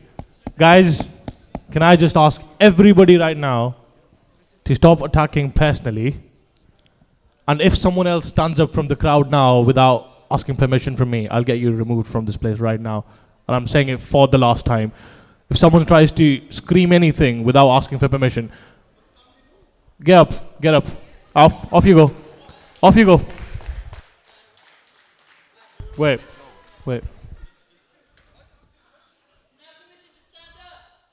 Yeah, get up. Yeah, what's up? Do you want to ask a question? Do you want to ask a question? Excuse me, guys. Can I just say something? Can you have some respect for the democratic process here, please? Open it. Wait. Fast. Wait.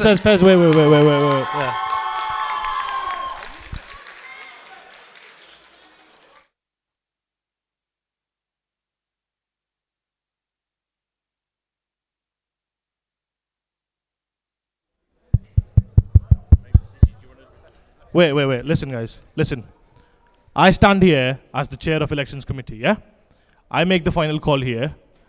A is the students' union, and I'm the union affairs officer right now, and I'm the chair of elections committee. I make the call, you all respect the democratic process, and you all respect me as the chair. If you want to do banter, come into the office, we'll do banter there, yeah? Let's not do it here. This is an elections hosting, this is for a purpose, and I would really appreciate if you guys respect that. Yeah? And anyone else around here, please do not tell me what to do. I know what to do, and I will do it. Thank you. Off we go. No, stop. Enough. Moving on to the next question. Are there any questions from the floor? No. Just move on. Hamza, the question back there. No, wait. No, wait. We'll go on with the question. Question to both the candidates. What is your view on the current relationship between the union and the university? And Bash, you can go first. 1 minute. Thank you. So of course we need to maintain a good relationship with the university because they give us our money at the end of the day. But the problem is we have a reliance on the university for our funding, and there's no way for us to actually make our own funds easily because we do not own the commercial services you see in this very union, unfortunately. But the relationship with the university can be maintained whilst looking after the interests of students. I do not see why this is not possible, of course, but we need people who are going to be willing to stand up to the university and show that everything that we are saying is in the interests of students. And obviously this is something I'm very passionate about, listening to the students, of course, as Alim would say, and obviously taking it forward and making sure that everyone's represented properly, because the university should know that happy students are students which will perform and students which will get good degrees for them. And that's obviously a good thing. Thank you, Bash. So, Fez, you get 1 minute to answer that question. Hamza, can you just ask the question again, please?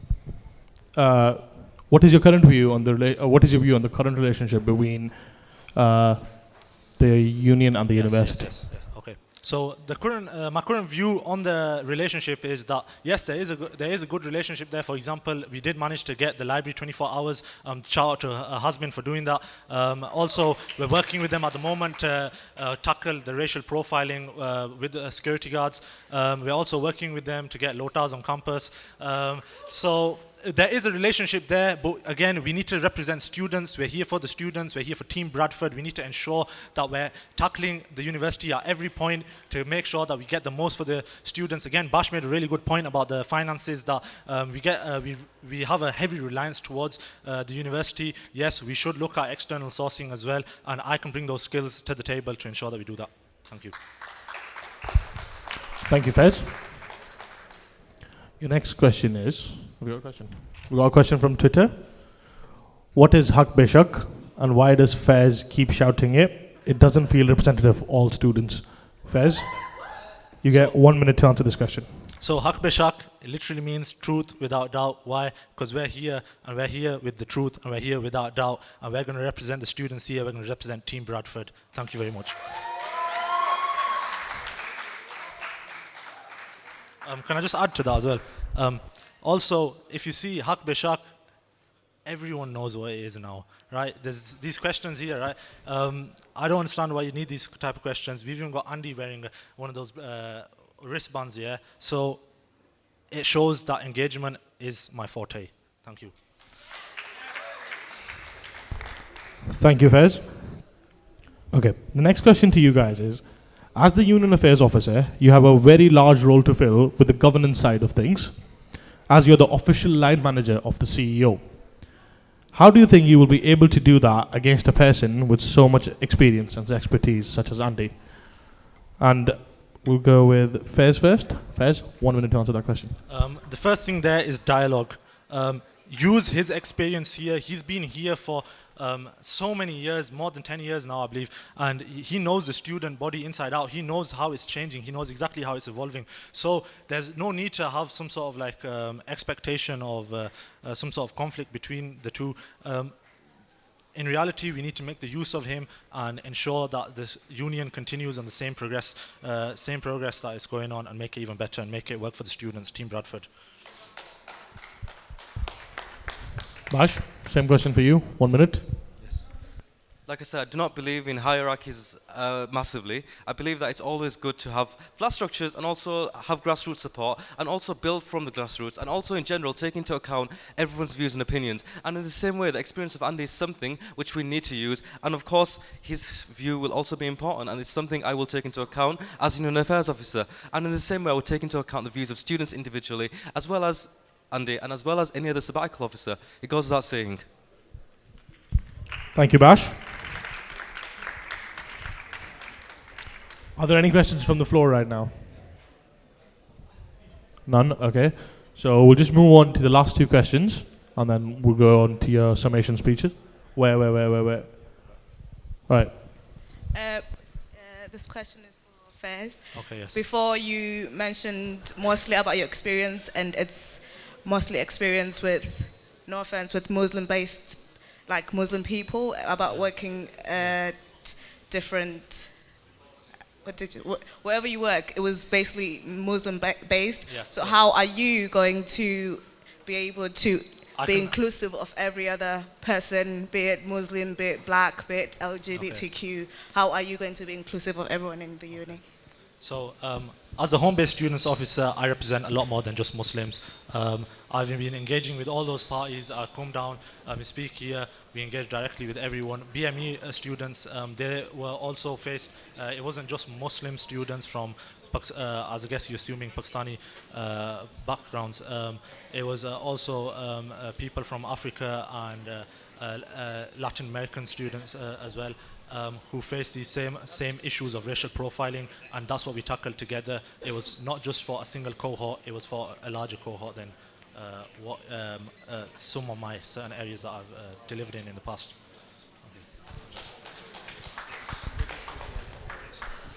Okay, moving on to your next question. As the Union Affairs Officer is the key liaison between the SABs and the staff, how would you nurture this relationship? Bash, you go first. 1 minute. Just repeat the last part. Being the key liaison between the SABs and the staff, how would you nurture this relationship? 1 minute.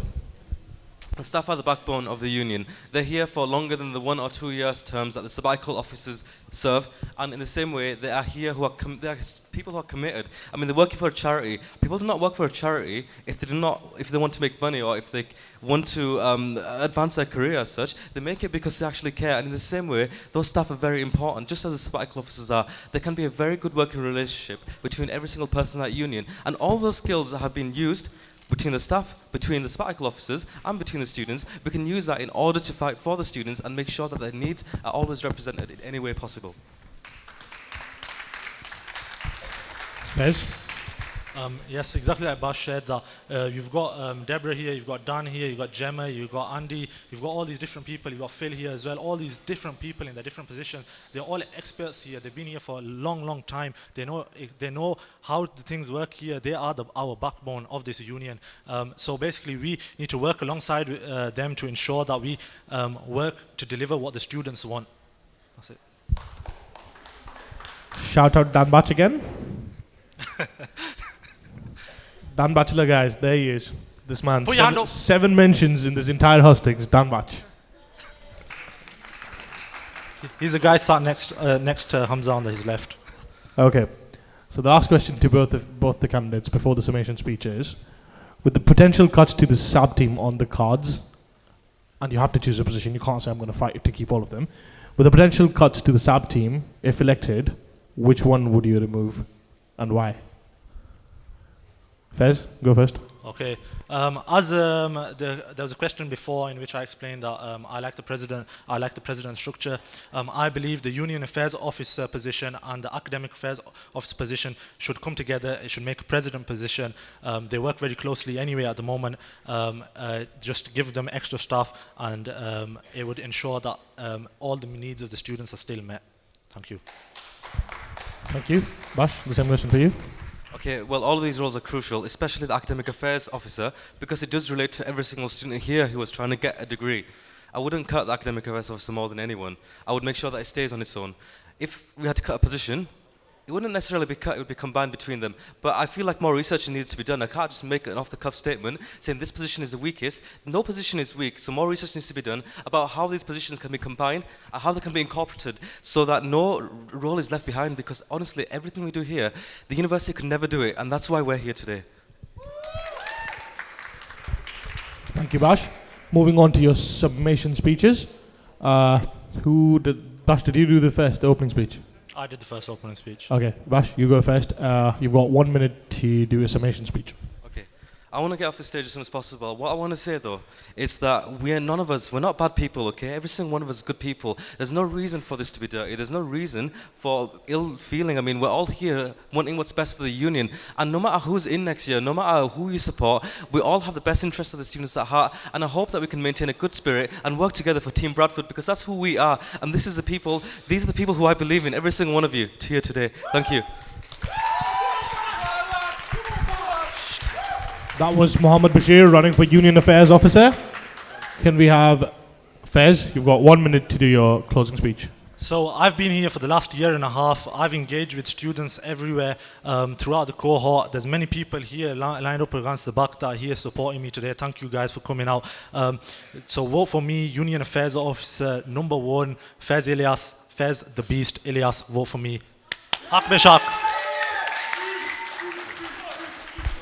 Thank you, guys. That was Fez Ilyas running for Union Affairs Officer. Thank you to both the candidates. Bash? So just calling you. Okay.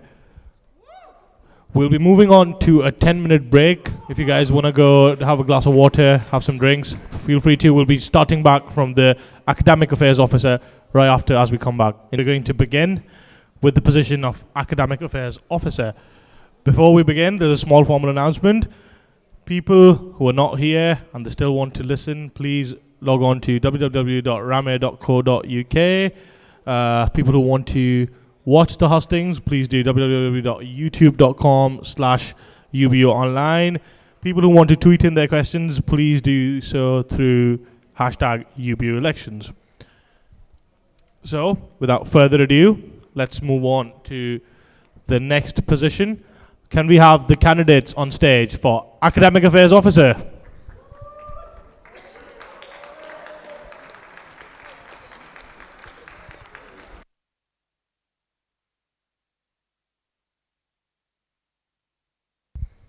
We have on stage right now Khurram Mazhar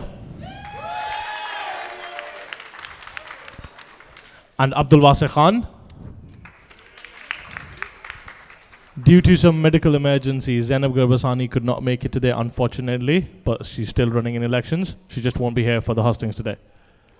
Okay then, let's just move on. Are you two aware of the format? Yes. Yep, 2 minutes opening speech, questions, and then moving on to... Can you please arrange the mic? Just take it off, No, I want to. Okay. Phil? It's okay. Yeah, is it cool? Okay, so let's move on. Siji, have you got the timer ready? Siji? Have you got the timer ready? Sorry about that. So, let's start with Khurram first. Khurram, you've got 2 minutes, which begin now.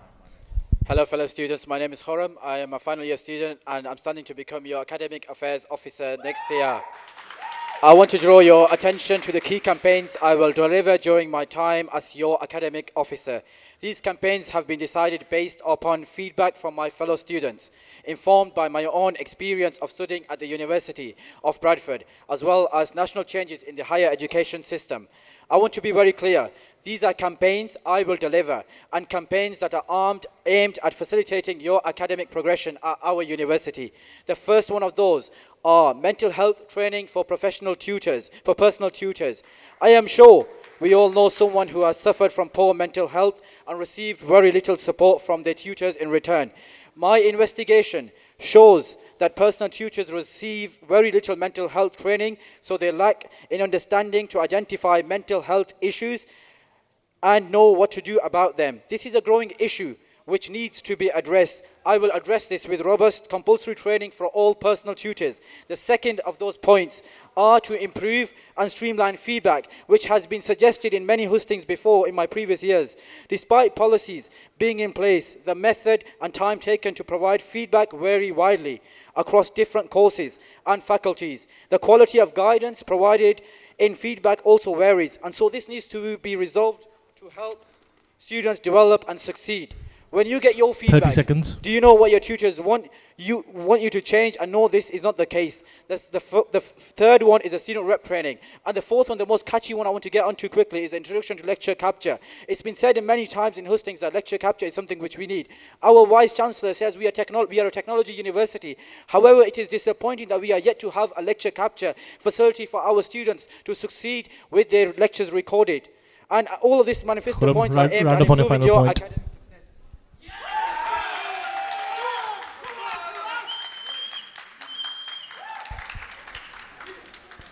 That was Khurram Mazhar with his 2 minutes of opening speech.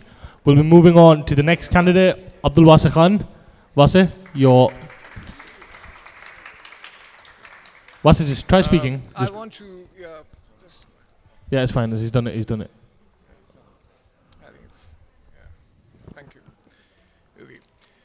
Wasi? Dear union staff, different people, and all the students who are listening, salam, bonjour, buonasera, Ula, and last but not the least, good evening all of you, and thank you for welcoming me on the stage and giving me a chance. So I'm Wasi, and I'm a student of mechanical engineering, and as all of you know, I've applied for the academic affairs position. What I feel is that academic affairs, it gives the look that it's all study stuff and academics. It is actually.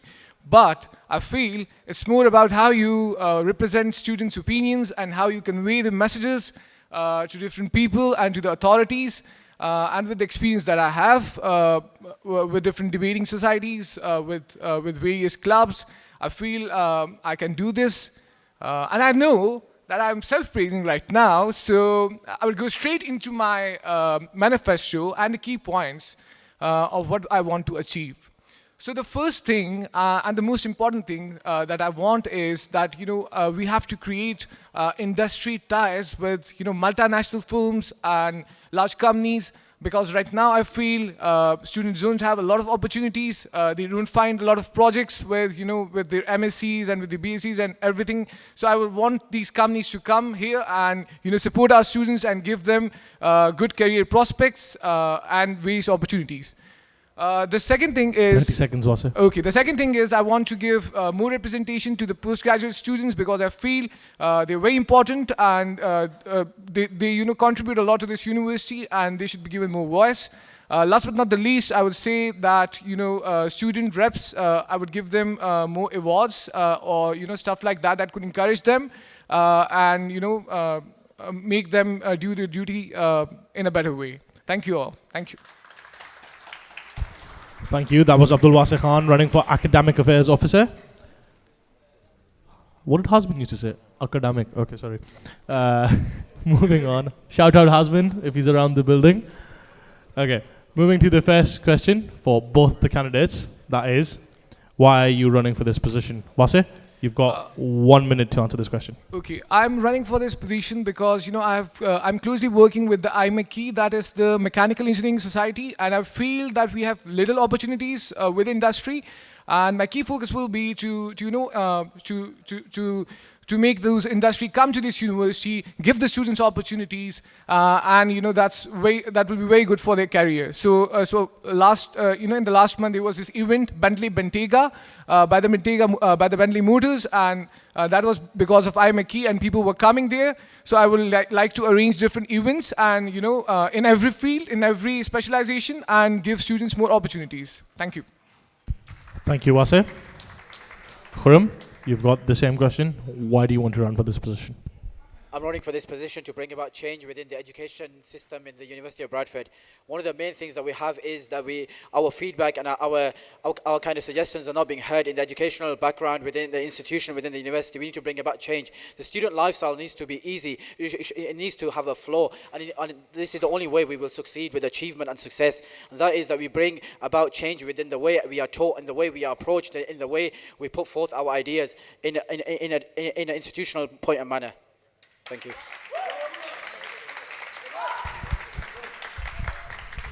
All right, we've got a question from Twitter for both of you. How do you intend to make part-time students feel more involved in the student life? For Yeah, him both or of you. for- You want to start? Can you repeat the question, please? How do you intend to make part-time students feel more involved in student and academic life? I think that you have to give them opportunities by giving them involving them in studies, because they're working some way and then they are studying as well. So the more you involve them, the more they are going to to be involved with all the university affairs and everything. Yeah, thank you. Thank you. Khurram, your 1 minute. With part-time students, the problem is that they don't have enough time on their hands. The time is of essence because they are working, they are babysitting, they've got families to go to. So one of the main things that we want to bring to part-time students to make them more involved is that use of time. Time management is very important with part-time students because they don't have time. So what we want to do, what I want to do as an academic affairs officer is to bring about a kind of feedback and suggestions kind of forum where they can come and approach the students' union, and we can bring up a society which will support part-time students as well. Thank you, Khurram. Moving on to the floor. Are there any questions from the floor? There's one. Omar? Dami?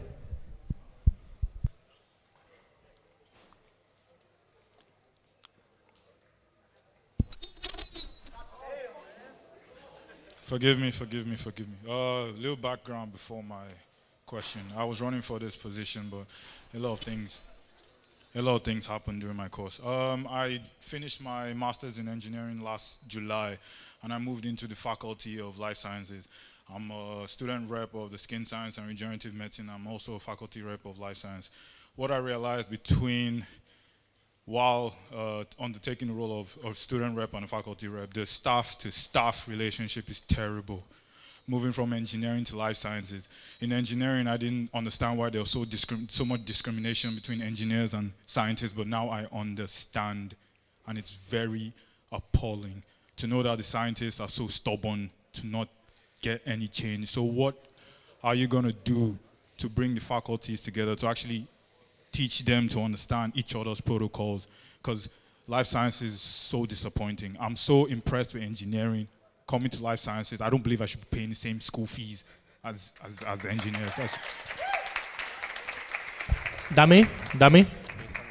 Summarize the question and ask it. What was your word? What are you going to do to improve the organization, between the faculties, if you can bring them together so they can learn from each other to improve? Because I'm sure everyone here can actually agree that some schools and some faculties are different in organization. I said summarize it, Dami.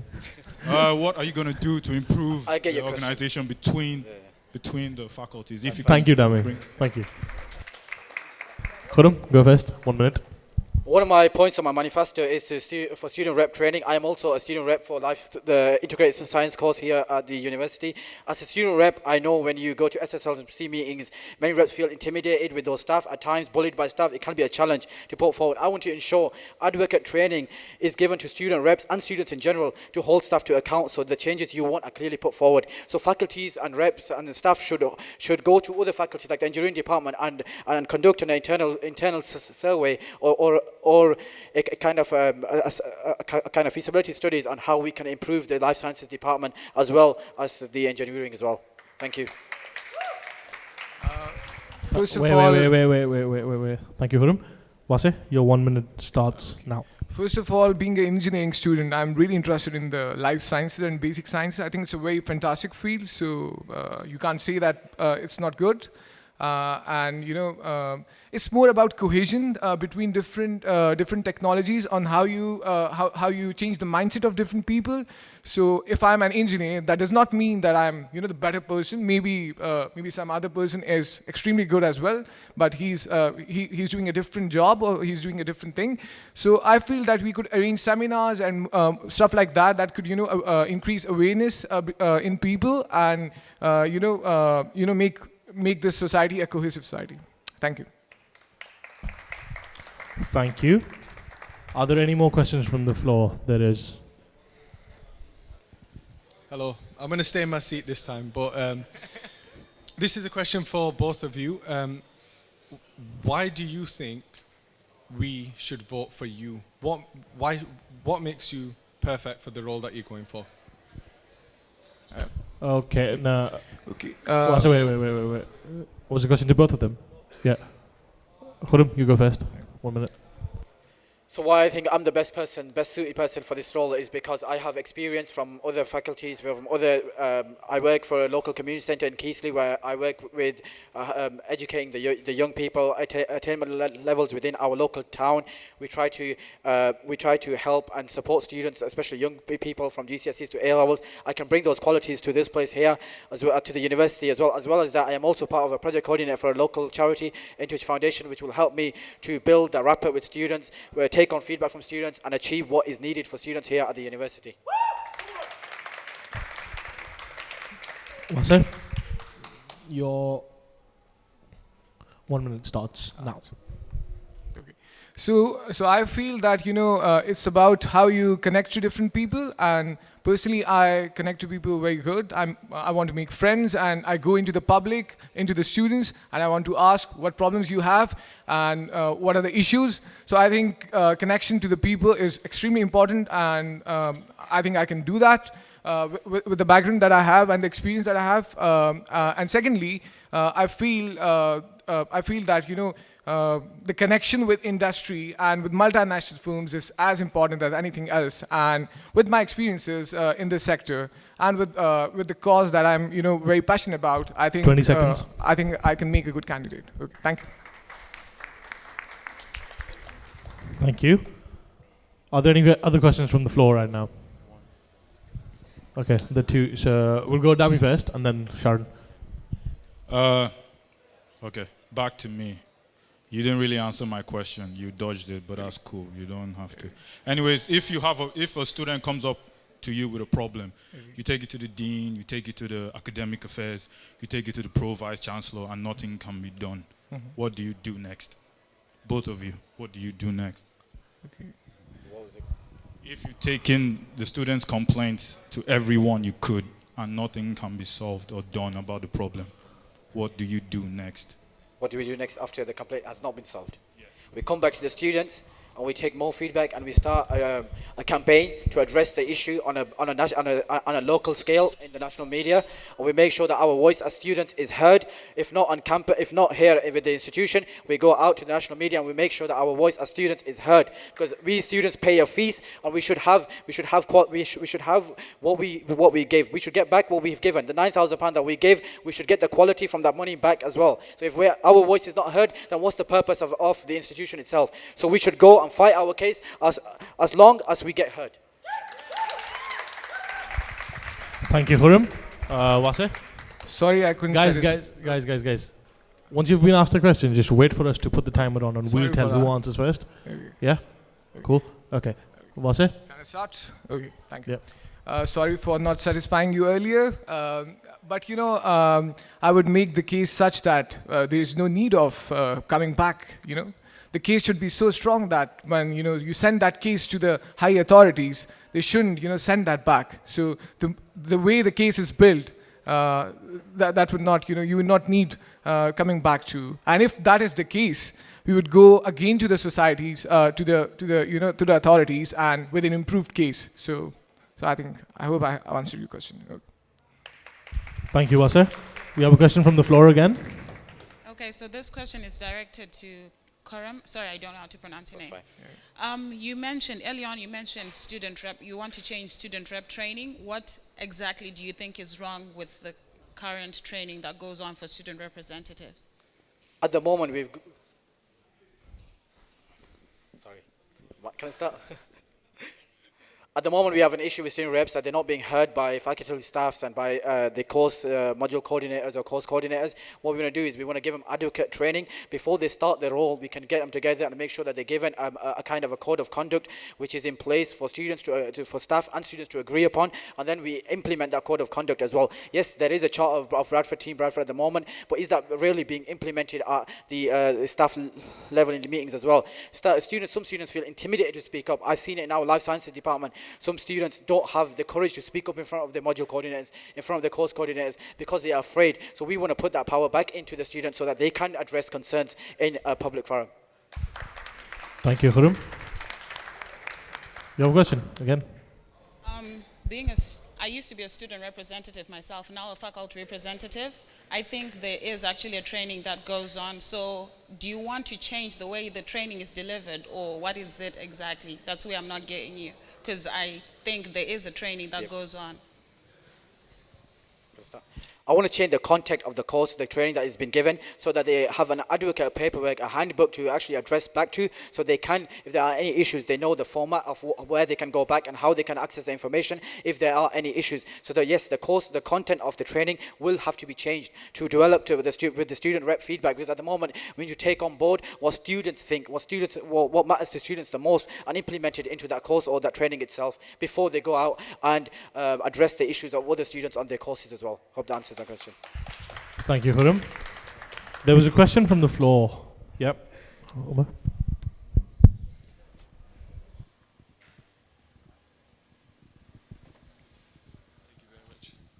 This is a question for Wasim. I'm an engineer too. I've been in industry, and you said one of the points in your manifesto was improving links with industry.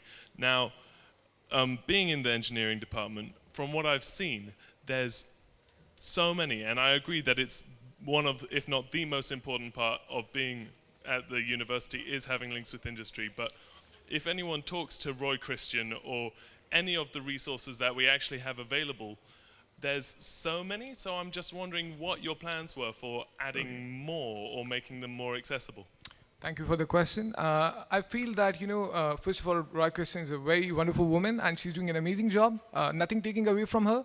But I feel that, I'm looking for an MSc project. So last year or the year before that, we had lots of opportunities from, companies like Ford and, big companies. Now the companies are kind of going away. We had Cummins that have very good, turbocharger facility, and they're going away to, they went to University of Loughborough. So I feel that you have to make those companies realize that this university is good, and not just in engineering field, in all fields. You have industries, you have companies, and everything. So 20 seconds, Vasa. Yeah. So if I'm now looking for an MSc project, and I don't have a lot of options, so I'm planning to go to Germany. So why Germany? Why not here? I want this here. So hope that answers the question. Okay, thank you. Thank you, Vasa. Moving on. Any questions? Dami, keep it short and concise, please. Thank you. No discrimination. I had an issue like 2 years ago when Hasmin was running for academic affairs. There's a postgraduate lounge for PGR students. Now the PGR rep actually came to me and is like, why wouldn't the university let the postgraduate taught students actually use that lounge? Because they always complain that there's not enough, will I say, interaction between the research and the taught students, but the university is banning the taught students from actually moving there. Because last year I was a undergrad, masters, and they still didn't let me associate, but they still complain. So what are you going to do about the issue with the communication between the postgraduate thought, the postgraduate research, and the undergraduate master students for both of you? Vasa? Yeah, 1 minute. So this is a very important question that you raised, and this is the one point of my manifesto, that research has to be very close to the taught program, so that students could get benefited from all the wonderful research that's going on. So this is my point. I have to raise this issue that taught programs have to be represented, and it has to be closely aligned with all the research degrees and everything, because that would give the students the maximum advantage and the benefits. So hope that answers the question. Thank you. Khurram, your 1 minute starts. What was the question again? How are you going to improve the relationship with the postgraduate taught students, postgraduate research students, and undergraduate master students? So basically the masters and the postgraduates, how are you going to bring them together? Because there's quite a bit of segregation. I'm sure we've got a postgraduate non-sabbatical officer at this moment in time as well, that's running as well. We need to utilize those kind of non-sabbatical officers and ask them to go out and conduct research projects with postgraduate research project and master students as well, and bring back that to the sabbatical team that we can improve upon. But there needs to be a relationship between the postgrad students as well as the academic affairs officer. So we need to develop on that relationship, make sure that we have a working relationship between the postgraduate non-sabbatical officer and the academic officer as well, and develop that to a point where we can support postgraduate students as well and the research students as well. Thank you. Thank you, Khurram. Are there any more questions from the floor? No, Dami. I'm going to say no this time. Are there any more questions from the floor? Yeah? Dami, write a question here, please. Write a question. Okay, moving on to your next question. 24/7 hour library, paperless agreements. Sorry. 24/7 library, paperless assignments, lecture captures. These are all changes proposed by the last 3 academic affairs officers to innovate and modernize the traditional way of studying. Do you have any idea to propose that will improve academia? And Khurram, 1 minute. What was the question again? Paperless? 24/7 library, paperless assignments and lecture captures. These are all the changes proposed by the last 3 academic affairs officers to innovate and modernize the traditional way of studying. Do you have any ideas to propose that will improve academia? First of all, the only thing that has been put forward and has been processed is the 24/7 library. Lecture capture has not been put in place at this moment in time. It has been on manifestos of previous academic officers for the last 3 years, and nothing has been put forth. The second thing is paperless assignments. Paperless assignments, we still have to hand in a hard copy for our assignments, and nothing has happened. So I want to voice student concerns to the educational boards of the university to make sure that this actually happens. University of Glasgow, University of Manchester are actually implementing the lecture captures. Why can't we as a technology university implement the same thing? We need to make our senior management realize that these are issues which students face every single day. Lecture capture could make our lives a lot easier. We don't have to go back to books. We don't have to go back to later slide handouts. What we can do is we can just look at the recording from the lectures and use that for our revision and gain access to other materials on Blackboard as well as other facilities like YouTube. But the other things are paperless assignments. Round up on your final point, please. Paperless assignments have to be dealt with. We've got Turn-It-In system. Why are we still going back and forth with papers? Why can't we just utilize that more? I'm going to make sure that we put this forward to senior management and make sure it's... Yes, Khurram. Thank you. Cheers. Wasir, 1 minute. First of all, paperless assignment is a very serious issue, and I think Khurram has rightly pointed out, and we have to deal with it. The thing that I'm going to do with the library, I think I feel that you could include sleeping booths or something like that. Maybe the students have an option to take a nap or something. So that would be very good. That's a new idea, and I would like to work on that. So that's one thing, and paperless assignments, as he's pointed out, completely agreed with that. Thank you. I think the sleeping booths will go down well. Thank you, Wasir. Are there any questions from the floor? Yeah, you're writing it, Dami. There's another question. Are you serious? Wait. Okay. It is believed that the tuition fees for students will be increasing at £250 per year from the next year onwards. What plans do you have to ensure that this is not the case? Wasir? Okay, so I feel that you have to take the you have to do a survey or something like that. You have to ask the students first of what they feel before taking a decision. And I really believe in democracy and devolution of power. So I think students are a power, and we have to ask them first on what are their suggestions or what are their thoughts about it. So if they give us a good good clue or good option about it, we're going to do that. Thank you. Thank you, Wasir. Khurram, same question, 1 minute. Why is tuition fees being put up even more? £9,000 isn't sufficient to run our education courses. Why do we need to go for 9,250? So we need to campaign for this. We need to campaign that it stops. It doesn't go any further than this. 9,250 maybe next year. Maybe a few years time might be 10, 11, 12,000 pounds. So if we don't do anything, then it's going to carry on going up. We as a student unit, we need to as students, we need to come together and fight for our causes, to fight for our education. And the only way we can do that is if we have a kind of a secure academic affairs officer who will put your decisions, your feedback forward, your suggestions forward to the institution, to the senior management, and make sure we are heard. That's why I say vote for Huram. Thank you, Huram. We have a question from the floor. The School of Engineering had issues with granting certificates of placements to students undergoing placements. How would you encourage the school to get programs that award students with placement certificates? Can you just repeat the question, please? Yep. The School of Engineering had issues with granting certificates of placements to students undergoing placements. Okay. How would you encourage this school to get programs that award students with placement certificates? So basically, how would you get the school to start giving them certificates of placements quite frequently? Or like properly. Sorry, I didn't understand the last sentence that you said. Dami? There was an issue with engineering, and students went on placement and they came back asking for certificates, but the board said they hadn't gone through the appropriate, let's say, programs to be awarded the certificate of placement. Do you understand what I'm trying to say?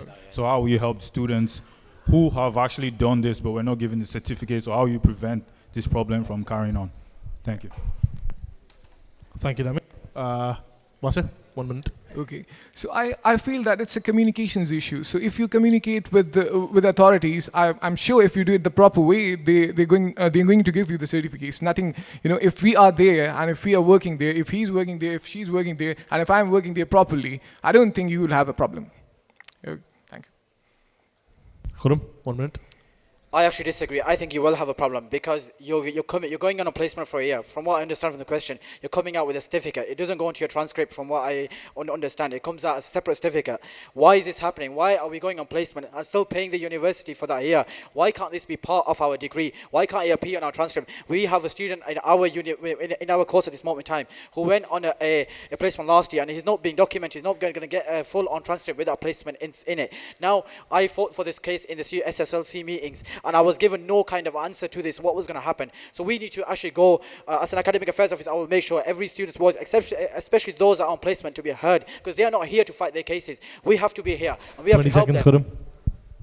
20 seconds. We have to help them and make sure that their voices are also heard. And yes, it is acceptable and it should be done that their actual placement are being accounted for in their degree. I hope that answers your question. Thank you, Khuram. Okay, the next question for you is, university has been shutting down courses due to academic portfolio reviews. Students who are on teach out, second and third year, are concerned about their degrees and career prospects. How would you address this issue with the senior management team once elected as academic affairs officer? Who went first last time? Khurub, you go first, 1 minute. What was the question again? I didn't understand it. The university has been shutting down courses due to academic portfolio review. Students who are second year and third year are concerned about their degrees and career prospects. How would you address this issue to the senior management of the university once elected as the academic affairs officer? The first thing to do here is to approach those students and ask for what has actually happened and what their views are on the course being restructurized or closed down. First of all, we need to understand is why is the course the course itself being closed down. The reason behind some of these the courses being closed down is because of there are not enough students coming into university for these courses. So we need to make sure, we need to put Bradford back on the map again and make sure our university is great again. At the moment, we are lacking in a lot of student engagement, and because of this, students are being driven away from the University of Bradford. So we need to bring them back to the University of Bradford and make sure our courses, our module content is appropriate. At the moment, we have a lot of big issues with module content not being appropriate to students. They're doing a lot of stuff, a lot of variety of stuff, but nothing is being accounted for. As academic affairs officer, I will raise this issue at the senior management level and make sure we as students are heard. Why are our voices being heard on the senior management? When courses are being closed down or being restructured, why isn't the student reps' voices being heard for the faculty, or the faculty reps? Please round up on your final point. And we need to make sure that again, as an academic affairs officer, it is all about voice. Students need to address these issues with academic affairs so we can support them and make sure that they don't go through the kind of anxiety problems or depression or stress problems that they are going through at this moment in time.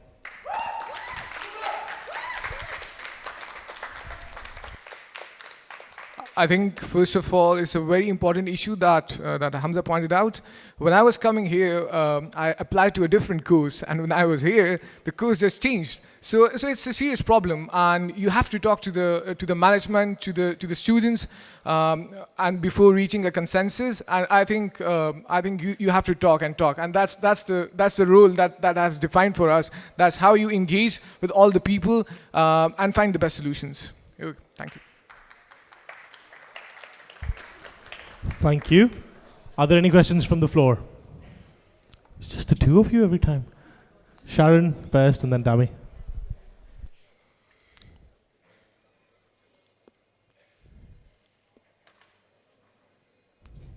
Hello? Yeah. So students have been asking for printing credits. What's your take on this?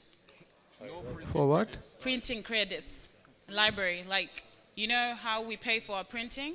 So students have been asking for printing credit. What's your take on this? Who's this question directed to, Sharon? Both of them. Okay, Wase, 1 minute. Personally, I feel you have to pay for the printing. What you are printing, you have to pay for it. Yeah. That's the truth. I can make false promises with you, but if you are printing something, you have to pay for it. Simple as that. So thank you. Khurram, 1 minute. I personally believe that yes, some printing should be paid for, but at the same time, the university should give some money towards printing assignments. And we as academic affairs officers, that is a good question to be put forth. Why isn't student voice being heard again? Yes, we can put this forward. If I'm elected as an academic affairs officer, I will make sure that this concern is addressed. Why isn't the university giving us some credit towards our printing? Maybe not everything, but something to start us off in the year, and maybe after that we can pay for the printing ourselves. Yes, that's a valid opinion. I think this should be taken forward, and I will take it forward. Just want to say something. You don't have to pay for it for the printing. You have to do printless. You don't have to print all the assignments. We can do stuff for that. You submit assignments online and with other means, so that you don't have to print everything. That could be done. But giving you money for all those printing, I think it's a bit strange. Okay. Thank you. We should go with the paperless. Wait. Guys, can I just please request people here for Hustings, please keep it low. Guys at the back, excuse me. Guys, keep it low, please. People around here, just try to keep it low. Thank you. Dami, you had a question? Hello. Yeah. Did you know that after exams, our scripts or exam scripts actually get feedback, but this feedback doesn't reach the students? Because known as shout out to all the student reps and faculty reps, you guys actually do a lot for all of us. Coming into this role, I'm actually appreciate you people. For those of you who don't know, you have exams. Those exams, they get feedback, but this feedback never gets back to us. What are you gonna do to improve this feedback? Because feedback is everything. I entered life sciences. It's all about summative and formative. And formative doesn't come back, but yet I'm not assessed on it. Why isn't it reaching me to help me improve? Please answer questions for both of you. Wase, you go first. Okay. So first of all, I feel that it's a very important issue that you have just mentioned. I think that you have to first. I would like to give the students the option to recheck their papers by some other checker or something, so that if they have any doubts about their paper checking or something, they could do that again. And about the feedback, I think that you have to make the system online and compel the teachers that please do this feedback quickly and give them to students as soon as possible, because feedback is very important for a student's development and career. Okay, thank you. Hope that answers the question. Thank you, Khurram. Oh, thank you, Wase. Khurram. in my manifesto, one of the points is to improve and streamline feedback. I'm a life science student as well, and I know how difficult it is for formative submissions and assessments or assignments. We do not get no feedback whatsoever on the actual document or the assignment itself. Yes, we do need feedback. Without feedback, we cannot improve. And if the tutors do not give us any kind of idea of how to improve, then how would we succeed in our education? How would we get those 2-1s or first-class degrees? Yes, for me as an academic affairs officer, I will put forth a streamlined feedback system where tutors will be, or professors will be forced, or an advocate training would be given so that they give back enough feedback for students to realize where they have gone wrong, how they have gone wrong, and what they can do to rectify those mistakes for another formative assessment, maybe in the next semester or during the semester itself. So streamlined feedback is very important for especially life science students, and that should be echoed in every faculty around the university itself. Thank you, Khurram. All right, guys, moving on to your last question for the day, the generic one. Given the potential change in the sabbatical structure, which is on cards right now, if you have to remove a position, which one will it be and why? Khurram, 1 minute. If I have to remove a position. What was the question again, sorry? I think what we'll have to do again is to do a kind of feasibility studies and see what students want really, what should be combined, because 2 of the roles can actually be combined to become 1 role. So a community welfare officer and a women's and campaigns officer can be combined to become a role which can help and develop students itself. But yes, again, with the whole of my manifesto is being about student views and student feedback. So I will leave it up to the students to decide which of these roles should be taken into consideration and to be changed. So as an academic affairs officer, I will make sure that your views on this matter are heard and are streamlined in the student union as well. 20 seconds. Okay, done. Thank you. Wase, the same question for you. I agree with Khurram on this, that you have to take the feedback of all the students and ask them of what they want. So make a survey, make a referendum, anything like that, and decide on what post you have to merge and do the job in a nice manner. So it's not about removing posts; it's about doing the job. So job can be done in different ways. So it depends on how you make the hierarchy and the structure. Thank you. Thank you, Wase. So, moving on to your summation speeches. Khurram, did you go first last time? Yeah. Okay, Wase, we'll start with you. 1 minute of your closing speech starts now. I wouldn't speak much, but I would just say that please vote on the manifesto and the opinions that you like. Just don't go after candidates, just go after the manifesto. Thank you. Thank you very much. That was Abdul Wasi Khan running for Academic Affairs Officer with his summation speech. Moving on to the next candidate. Khurram, your 1 minute starts now. So my idea, why should you vote for me? I may have a very good campaign points, but let's be honest, subs get paid, and so you need to vote for the individual that is going to give you value for your money. Because yes, the money that they are being paid with is yours. I have an extensive record of working with large community-based organizations to deliver key strategic goals. Currently, I hold 2 positions of management committees, one for a charity and another for a community-based organization.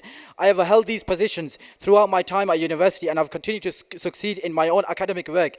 I am also the current president of the largest society, the largest Islamic and cultural society on campus, that has continued to deliver a large scale of events, that has raised thousands of pounds and campaigned for key student initiatives.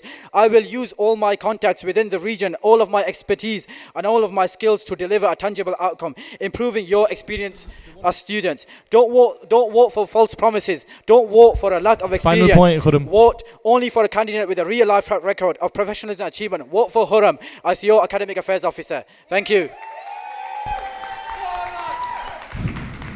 That was Khurram Mazhar doing his closing 1 minute of summation speech. Guys, thank you for the banner. Guys, thank you. All right, cheers. Thank you. All right. Vote for change. Vote for change. Okay, thank you. Guys, thank you so much. Candidates for Academic Affairs Officer. Just to make a formal announcement, there were 3 candidates, Abdul Wasi Khan, Khurram Mazhar, and Zainab Garbasani, who couldn't make it. So, before we move on, just a formal announcement, people can listen www.amen.co.uk, YouTube/UB Online, tweet in your questions, #UB Elections. Enough. All right. Can I please invite on stage the candidates for Sports Officer?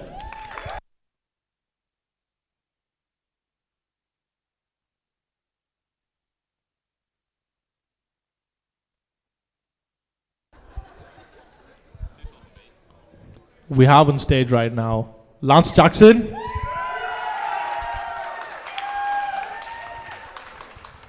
Beth Stanfield, Tom Barnes. All right. Are you three aware of the format? Yes. Yes. So let's not wait and move on. Beth, you're up first.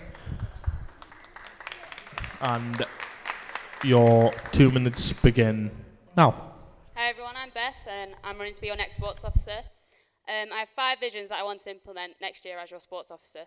The first is direction, so I want to get ahead of sport at the university to focus solely on sport and to help secure an AU sponsor. I want the club reps to be monitored more closely so that all the clubs are being listened to and their concerns are being heard by the higher staff. And I want the sports development fund to be used to benefit all clubs. The second is community, so I think we need to develop our links with local clubs to use their facilities. And within the university community, I think clubs should get to have their own logo or personalisation on club kit alongside the University of Bradford Sport logo and brand. The third is physio, so I want to get student physios and sports rehabbers involved and at club matches and trainings. I want to start a club-only physio clinic and to do weekly strength and conditioning sessions alongside the physios and sports rehabbers. The fourth is inclusivity, so I want to make Bradford drive campaigns like This Girl Can and Take a Stand, and we can then secure funding through these campaigns, which we can use to offer more activities to a wider range of students on campus. And the fifth is unique. It needs to be tailored to students more. So I want to be able to offer personalised gym programmes to clubs, push for later opening hours on Saturdays, and try and push for cheaper membership fees. So I think with these 5 visions, it will help develop sport at Bradford and make it better. And I think I'm the best candidate to do this. Thank you. That was Beth Stanfield with her 2 minutes of opening speech. Moving on to the next candidate. Lance Jackson, please.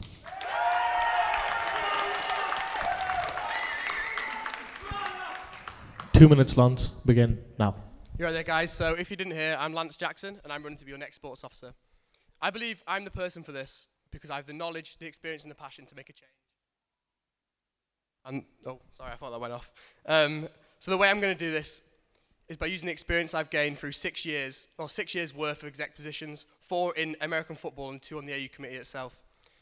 Sport has had a habit recently of trying to hide the fundamental problems, the grassroots problems with shiny new kit and a brand new pitch. But that's not what matters. What matters is that over 20 of our games in the past 2 years have been called off because of the rain. What matters is that the gym we pay for isn't tailored for us. What matters is, let me just get my paper out.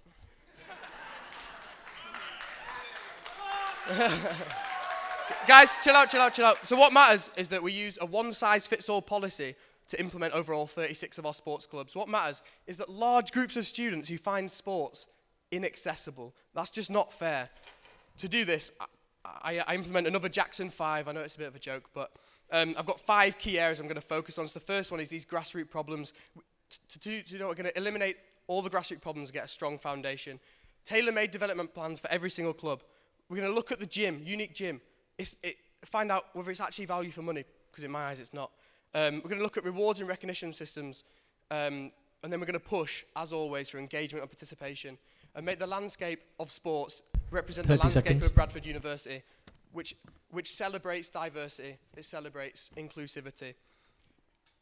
To me, sports has given me the best student experience, and I want every single person, regardless of gender, race, background, religion, or ability, to have that same experience as I've had. So that's why you should vote for me today.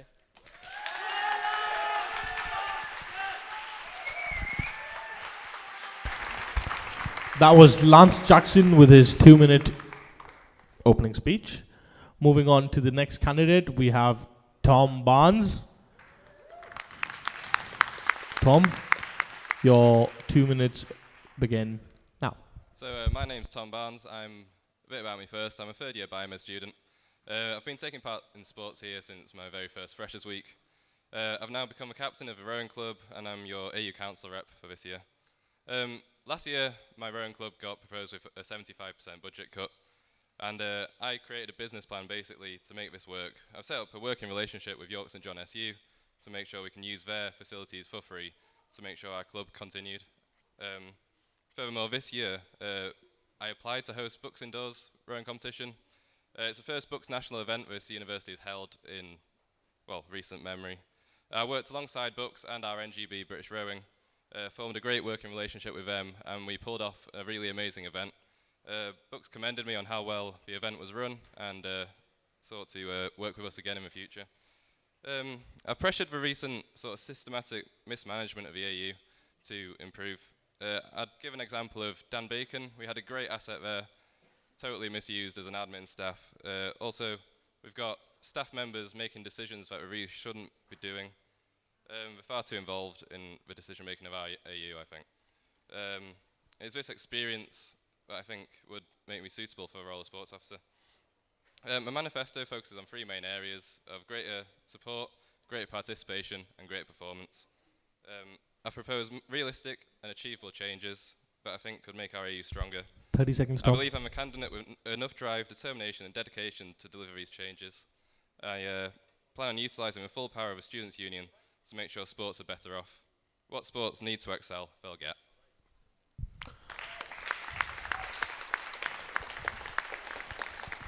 That was Tom Barnes with his 2-minute opening speech. Just to make a small announcement, all three candidates are running in slates. Just again to go over the slates. Beth is running in the slate Campaigns for Change with Tariq Hemmings, BME officer. Oriana for activities. Mohammed Bashir for Union Affairs. Khurram Mazhar for Academic Affairs officer. And Maria Batul for Women's and Campaigns. Lance is running in the slate One Team, One Vision with Zainab Garbasani for Academic Affairs, Faiz Ilyas for Union Affairs, Amir Hamza Yusuf for Activities, Fatuma Sanyang for Community and Welfare, and Shazman Akhtar for Women's and Campaigns. Tom is running in the slate Tom and Shelby, aka Dream Team, with Shelby Haxworth as the Activities Officer candidate. Okay, before moving on to any questions from the floor, there's a first generic question for the three of you. Why are you running for this position? Lance, we'll go with you. 1 minute. Okay, so I've sort of mentioned that a little bit in my opening speech, but the reason I'm running for this position is because I believe I've got the knowledge, the experience and the passion to drive Bradford sports to be the best it can be. In my experience in Bradford University, especially sports, there's this saying that's very much, oh, it's just because it's Bradford Uni. That I want to eliminate that. I don't want us to think we can't be great at sports because we're from Bradford University. We have natural athletes in this, and we just can't push it enough. We need to develop specific performance programs for every single person at this university. Because at the end of the day, every single sports club is different, just the same as every single sports member is different, just the same as every single student at this university is completely different. And inclusivity should be embraced, not be a burden to sports. 20 seconds. That's fine, I'm done. Cool.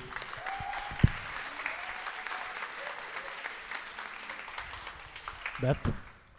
Yep. 1 So minute. I'm running for this role because I believe I can make a change. I think I'm passionate and dedicated, and sports has been a massive part of my university life since fresh year. And I know it affects a lot of other people in a really positive way. And I just want to spread this to more students and get them involved in it and let them have the same experience that I have. Yeah. Thank you, Beth. Tom? 1 minute. So like the rest of the candidates, sports have been a really huge part of my life here whilst I've been at university. And I've seen the highs and the lows of University of Bradford sports. I've got a great vision of where we could be, and I feel like I'm a person who can drive our improved performance, participation, using our now great facilities. I'll push for what the student wants, and I'll push for what will make our AU stronger.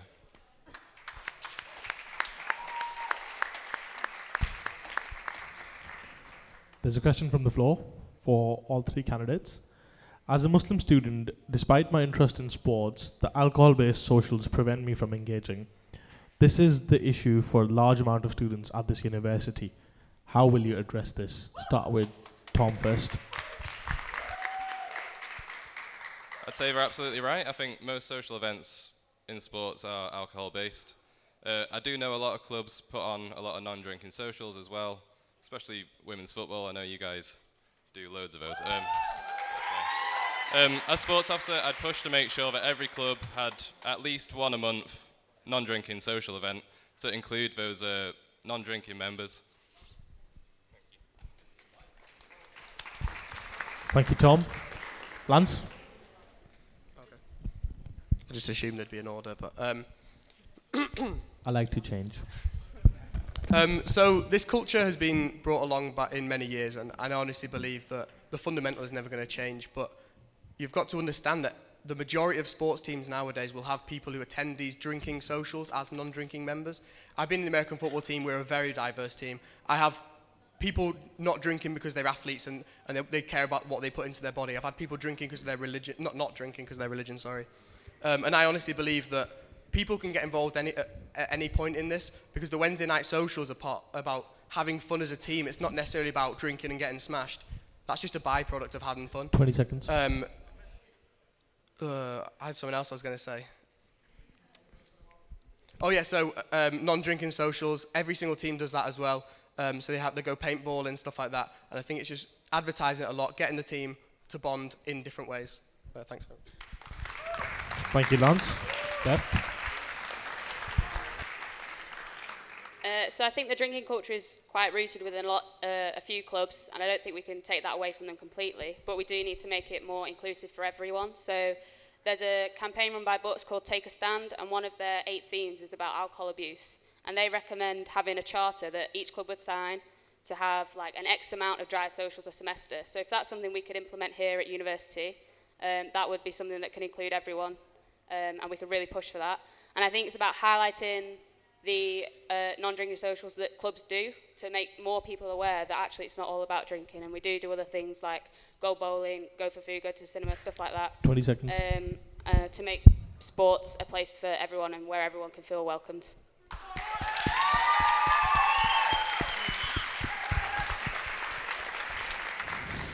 Beth, there's a question for you from the floor. Beth, how will you get funding to extend opening hours when in your manifesto you state dropping the membership costs? Sorry, can you repeat that, sorry? How will you get funding to extend the opening hours when you drop the membership costs? So the membership cost idea first is that, so you would pay the AU fee, which is £25, you get the peak membership at an off-peak price.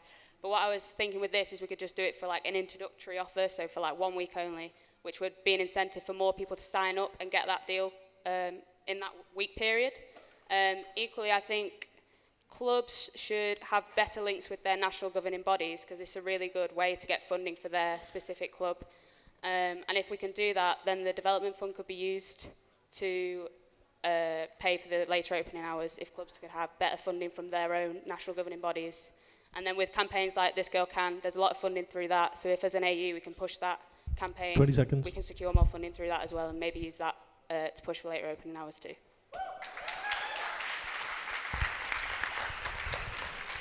The next question is to Lance from the floor. Lance, I read your manifesto and it was really vague, and I did not see clearly what you were actually planning on doing. Could you outline what exactly you're planning on doing if you win the election? Lance, I'll give you 1.5 minutes to answer this question. As I mentioned in my opening speech, I've got these 5 key areas I'm focusing on.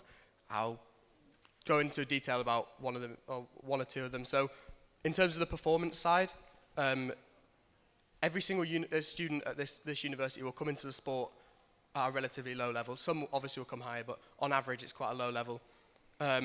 And they get to a level where that's the maximum progression they can have in this university, because then they have to start helping teach the freshers. The more senior they get, the more they have to help everyone else, and it was not pushed to push that extra performance out. So tailoring it to every single club, because as American football, we can't progress in the exact same training program as, say, cheerleading or lacrosse or anything like that. That every single club is completely different. Also, what I mentioned about the gym, we pay £175 to use our gym, whereas Leeds Beckett only pay £130, and their facilities are 10 times better than all of ours. The cost of ours isn't what's the problem, it's the value for money. the gym isn't what we need. It's not what sports clubs want. It's been tailored to the commercial market, whereas we're the most members. We have over 1,000 members in Unique Gym that are just from sports. We get 50% of the money we put in. So why don't we get a choice of what happens in there? And that's about it, really. Thank you, Lance. There's a question for Tom from the floor. Tom, you've been part of the rowing club for roughly 3 years now in various roles. Last year, the club was almost axed, and it's not doing much better now. How can we, as students, trust someone to be in charge of 35 sports teams if he could not look after the one sports club he was assigned to? Well, I'd argue that the rowing club is actually doing at least twice as better now. Our membership's increased from last year. Despite our 75% budget cut, we've gone from 20,000 to 5. I've made that work through sort of my entrepreneurship. I've gone to York St John SU. I've said, look, we're in a bit of a sticky situation here. Can you help us out? And they said, yeah, sure. We'll share boats. We'll share a boathouse. I've made that work. We also brought in a whole lot of income for our club through the Books Indoor competition. Something we held before Christmas now. Universities from across the region came, even up from Newcastle, one of the best rowing universities in the world, probably. 20 seconds. They came down. Everyone had a great time. I think that's an absolutely atrocious question, to be honest, and totally unfounded, because rowing club's doing significantly better this year than it was in the previous 5.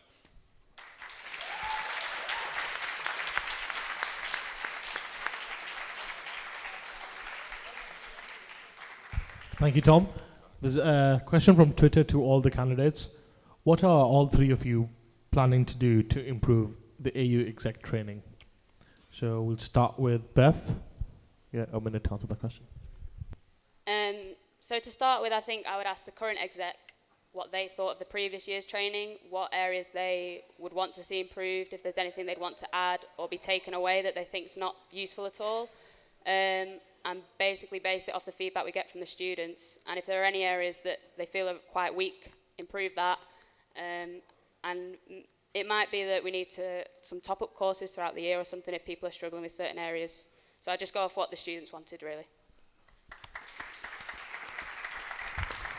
Thank you, Beth. Tom? I think the biggest problem with exec training at the moment is probably participation. Why should all these execs come back a week early to uni? So I'd try and put on some kind of mini intramural to get sort of a lot more participation going, as well as maybe first aid courses, stuff like that, stuff that will actually benefit the student and add value to them. Thank you. Lance? So in my opinion, being an exec of sport, you put so much time and effort in, and you want to get that back out. You want to get something out of that. I suggest turning exec training to tailor it towards employability. So working with the careers services, having careers workshops available, how to use the transferable skills you get as an exec and how to put that into a new job or into a CV or a cover letter, stuff like that. Training for what actually matters. Mental health awareness, we don't do training about that. LGBTQ plus in sport, disability in sport. We need to be trained about how to deal with that, because then we can increase inclusivity. BME, we need to just learn how to work in every single way, so every single person can be part of sports, and that is done in exec training, and up until now it's not been done. I also propose doing 3 exec trainings, so one at the start, one after the first semester as sort of a recap, and then one at the end to get the new execs learning before they even start. Thank you, Lance. Moving on to the questions from the floor. Are there any questions to any of the candidates? Oh. So, Nati, then yourself, and then... Oh, you've got one as well. Okay, 3. So this is a question for all of you. As you've seen in the last year, a lot of us have had a problem with Unique in terms of with the air conditioning and all sorts of problems. And in the union, a lot of sports have also seemed to have a lot of problems. So what would you guys do as sports officers to hold the AU and Unique accountable whenever they don't come through with promises?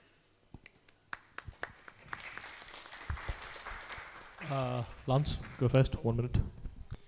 So I've actually done a bit of research into how Unique works, and when we pay the £150, we get 50% of that as an AU back, and that has never really been formally written up, and it seems more like Unique are paying us. We've got to realise that we're in this relationship where they need us just as much as we need them. We're over 50% by far of their clientele.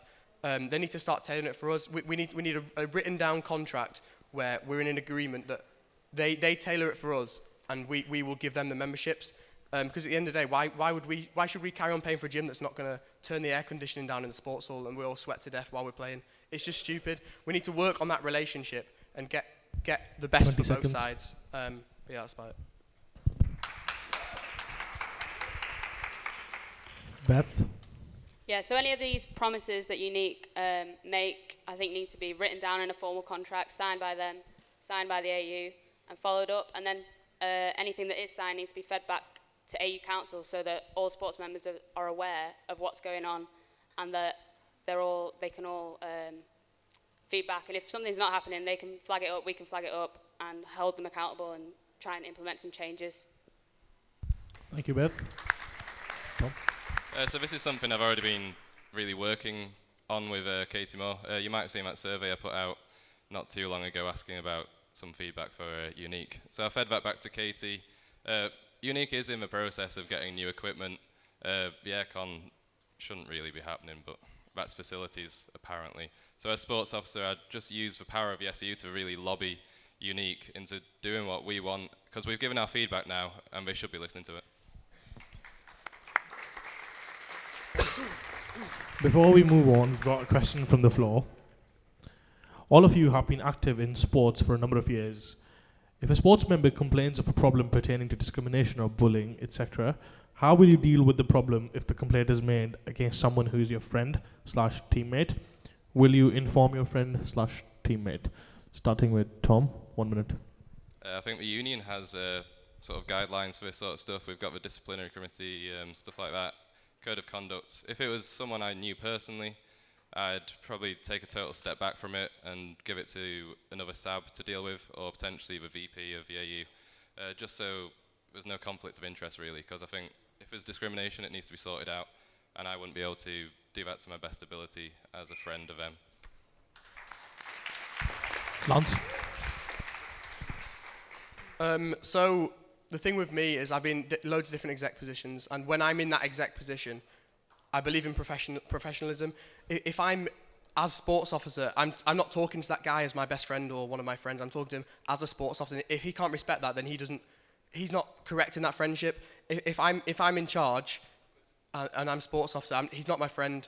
He's bullying someone. He's discriminating against someone, and that is not allowed. That I'll be strict. I'll punish him.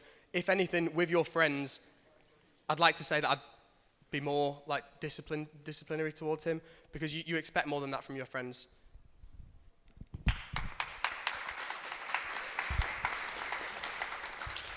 Beth? Yeah, so there's no place for discriminatory behaviour or bullying or anything like that, and I think every claim against that needs to be treated equally, whether they're a friend or not. I think everything should be held in a professional manner. You should approach everything the same and treat everyone equally, as you should do in like everyday life. So.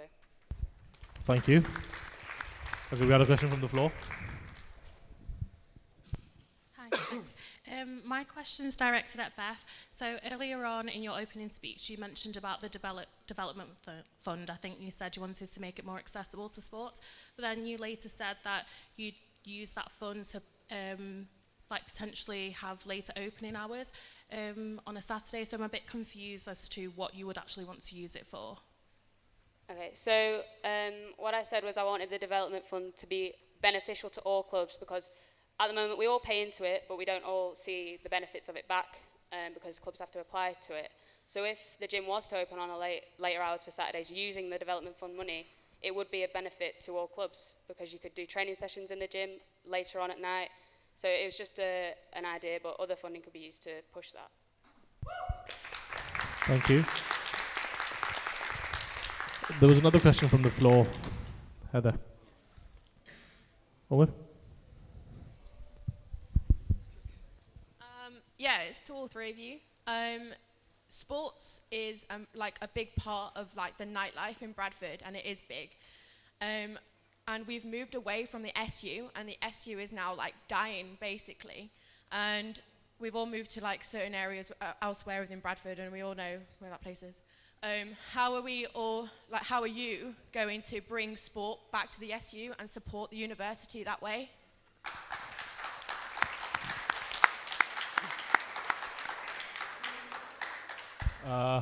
Lance. So this is a brilliant question. It's something I've wanted since the start, because I remember in my first year there was a sick F&D every single week, and it was amazing. So what I propose is we need to build that relationship back up with sports. Sports don't come to some of the events because they're like, why would I risk a mediocre event when I know the Wesley's going to have a good S&D? It might not be the best, but it'll be good, and you know that's consistent. What I've already done this year, I'm doing right now, intramural. Everyone knows I'm the intramural officer. I'm leaving the nights here, and it has to be here. That's how I see this event. It's a big event here, and the more big events we run here, that we can get the respect of sports back and get the reputation back of this union. 20 seconds. Then we can show that more events can be here, and every single event will be a cracker. Beth? So I think we need to find out why sports have moved away from the SU, first of all. What are the reasons? What are we lacking that is not attracting sports back? And I think it would require the sports officer working closely with the activities officer to put events on that sports students want. Equally, I think we need to maybe let sports teams put events on a Friday night instead. So it's catered to them. They can hold an event. Because if one sports team does something, generally all the other sports teams support them, because we're one big team, Bradford. So yeah, that's what I think on that one.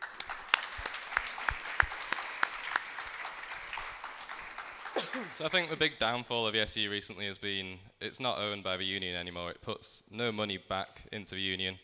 So why should we go and drink there when potentially the Wesley is sponsoring your club? Really, the management downstairs, they're all gone now, and we're making big changes. We've got whoever it was. Liam, who's coming in on the Paddies? Artful Dodger coming in. I totally forgot his name. Got Artful Dodger coming in. We've got lots of new acts, and I think this new management's really going to help us push the SU back into sort of the days of old when it was turning over millions rather than pennies. Basically, you'd have to work with the events officer to make sure sports were going to all the events that were put on there, but also securing sponsorship from all the local companies. It doesn't have to be the SU, but I do believe in having Friday nights back because banging S&Ds were good.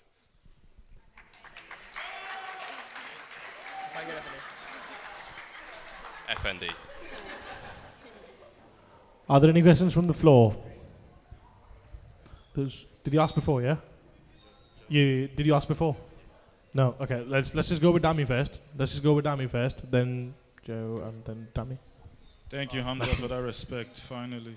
Anyway, good evening, beautiful people. I have it's a tricky question, so I want to see how you're going to answer this. You may have realized over the years, I used to be in Unique Gym. I used to love Unique Gym, but that was like 3 years ago. Then I fell in love with Exercise for Less. They worship me there. They call me a crazy monkey.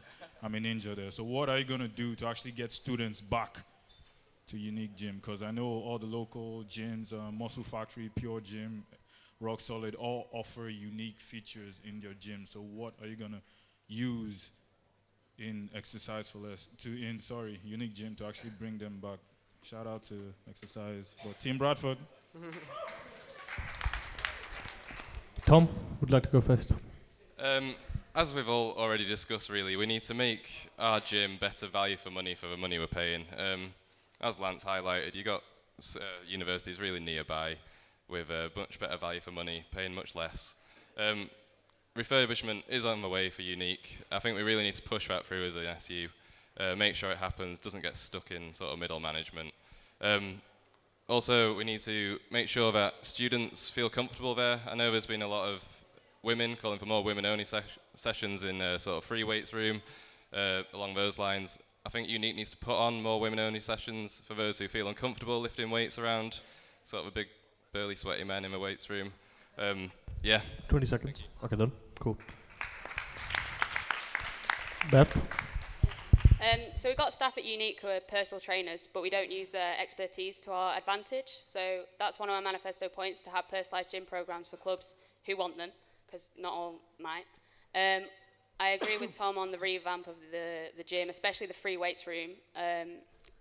It's not exactly nice looking, but yeah. And definitely with the women's only weightlifting sessions, because I know a lot of my own friends have felt uncomfortable in there. And yeah, just make it more friendly and better for students, because at the end of the day, it's our gym and we pay into it. So. Thank you. Lance? So to get everyone back into Unique, I propose a complete revamp. Like I said, I'm going to reiterate what I've already said, in that we put the majority of their money behind them. We give them the majority of the money they make. So that means it should be tailored to us. I want the feedback of every single sports team of exactly what they want from a gym, what they need from a gym to excel in their sport, and we're going to try and put as much of that in as possible. They have high school gyms in America that are like 400 times better than our gym, and that's high school. We're a university. We should be pushing to have the best athletes we physically can. I know that's America, but it's principle, isn't it? I also believe that all the members of staff there should have a link with the sports clubs, whether it's that they take tailor-made gym sessions with people, but they should have links with us. They should be more approachable. They should be effective. If there's a chance, they could be students, because at the end of the day, we're a student-led university, so why can't we be a student-led Unique?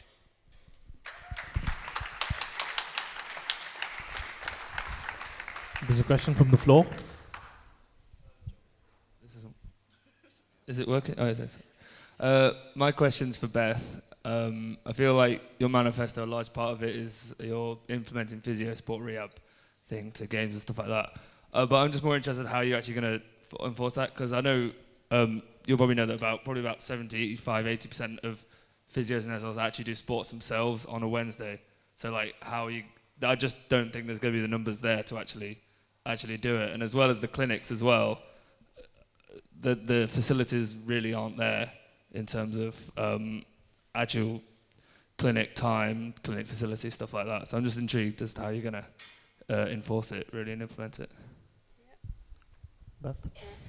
So the clinic one, they've got a new physio rehab room at the new Lacebridge Lane facility, and the gym there is being equipped by the physio staff here at university to meet the students' needs. And from my point of view, from my course, there's only about 5 or 6 people who are involved in sports on a Wednesday. A lot of them are mature students or home students. And as a physio, we don't get sports experience. So I think it's a good way to benefit the physio students and our own clubs. Like, why not just work off each other and learn from each other?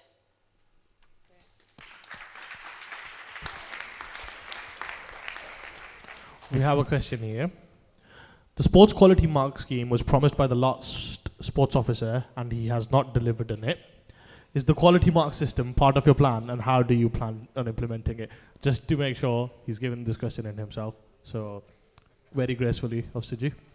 Going on, I'll start with Lance. Yeah, so I do intend to push it forward. I spoke to Siji a lot about this, and I spoke to Dan Batcher about it. It's hard to tailor it for sports, because as I said before, every single club is different. But what's hard work at the end of the day? If it's hard, get it done. All it needs is someone to sit down, have the time, tailor the society's, or the sports quality mark scheme, as it would be for us, to each club. Make it so that each club has different targets they need to meet. Make it based on where you are this year, where you were last year, and then where you want to be next year. Because sports changes every single year. You lose major execs every year. You lose your best players every couple of years, again, because it's university and you graduate. So I want to push that. I want to base it on slight differences based on whether you want to focus towards performance or whether you want to focus towards recruitment, because both sides of that are just as important.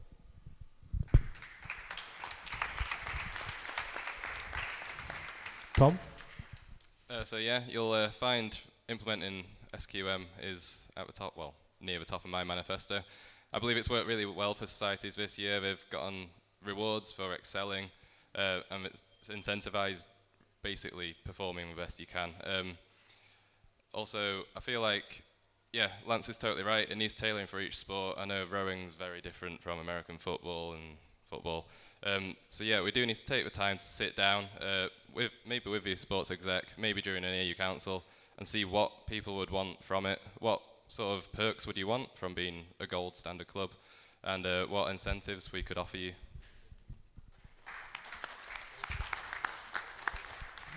Beth? So yes, I want to push it through. Societies have done it and it's worked really well, so why not transfer it to sports? And equally, like these two have both said, every sport is different. When you sit down at the start of the year and write your constitution and you have your aims for what you want to do, every single one will be different because we're all different sizes, we have all different targets we want to aim for, so we will have to personalise it to clubs, and I think that's only fair. Okay, thank you, Beth. Okay, we have 3 questions from the floor. So one, then Ari, and then Natty. All right, yeah, what's the first one? All 3 of you are very prominent members of your own respective clubs. So I'm just wondering, how can you reassure us that you're not going to use your position as sports officer to further the agenda of your own clubs? Is it to all the candidates? Is it to all the candidates? It's to all of you. Okay. Tom? I feel like that's probably been a problem for as long as the sports officer role has existed.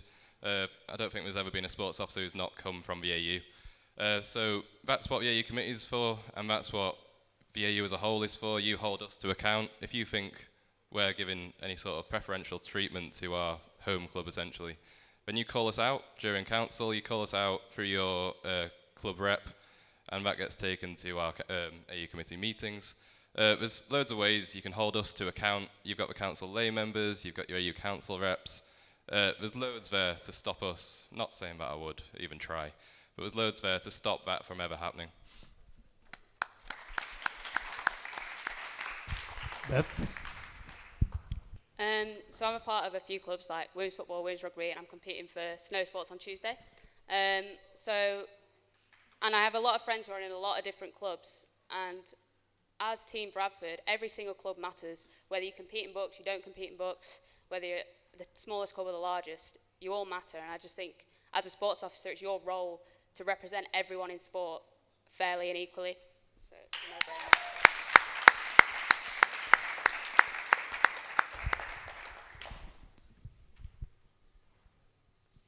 Can I just go? So I'm one of those people who play a lot of sports. I've competed for 4 different sports teams. Some of them being trampolining, lacrosse, American football, and volleyball. I've competed for all of them. I also play tennis on the side. Beth basically stole what I was going to say. Every single sports member, I play American football. It's a very small sport. It's growing and growing in the UK. I don't care what sport you play, as long as you enjoy playing that sport, I'm going to fight for you. I'm going to let you play that to the best of your ability. I'm going to push that. I'm going to make sure that every single club that wants to be there can be there, and we're going to help in any way I can when I'm elected. Thank you, Lance. We got a question from Ardi. You've been fighting for half an hour, now you don't want to ask a question. Phrase it good. Okay, now we got Natty. Okay, so as you know, there's a lot of sports people that don't just do sports, but they also are part of societies. Now, as you can see for years, I know it's a thing that it's just a blatantly obvious thing that societies and sports are 2 separate entities. But at the end of the day, is there anything you guys would do to try and improve the relationship between sports and societies? Is it to all candidates? Yes, please. Beth, start with you. So I'd want to get societies like the Mental Health Society more involved in sport, because mental health is huge in sport and there's not that many resources for sports people with mental health issues to go to. Things like the Physio Society, First Aid Society, they can work with sports clubs to train up their members. And I know a few clubs have started doing charity work with societies, so that's something I'd really push. And with like colours ball and activities ball, I would still want to keep them separate, because I think combining them would be too long, really. But I think people who are part of society and part of sport shouldn't have to pick because of the cost. So maybe do a subsidised ticket if you go to one, 20 get seconds. the other cheap or something like that. So you don't have to choose. Lance? So something I've been thinking about a lot recently is this divide, because obviously it's always been there, but it's just getting bigger, and I want to bring that straight back in, because at the end of the day, we're all Team Bradford. One thing I've thought about, and again, this is all ideas that are in my head, but I want your ideas too, is it like a partner society, and you have one maybe each month, or each month's a bit short time, maybe every semester you get partnered with a new society brand new every single time, and you then work with them. So say, for example, lacrosse, I've been part of them. They did a collaboration with the first aid lot, where they did loads of first aid training and then went and played lacrosse. Something as simple as that bridges that gap, that gets people interacting that might not have interacted before, and it's all at the end of the day just to improve the student 20 relationship seconds. and get everyone being friends, because Team Bradford is the best thing in this university. Tom? Yeah, I totally agree. There's quite a visible divide between sports and societies, and I think we're such an untapped resource for each other. Partner society, great idea. Why don't we just do lots and lots and lots of events together? Why can't Pharmacy Society, say, do an event with us on doping in sport, stuff like that? Relevant to you, you could have ITS talking about sort of being Muslim and taking part in sport, BME membership and stuff like that. Because that's been brought up as a problem, there's not enough, or LGBTQ membership in sport. Why don't we get in with those societies, work it out together, and we could actually benefit each other as well as sports in a whole.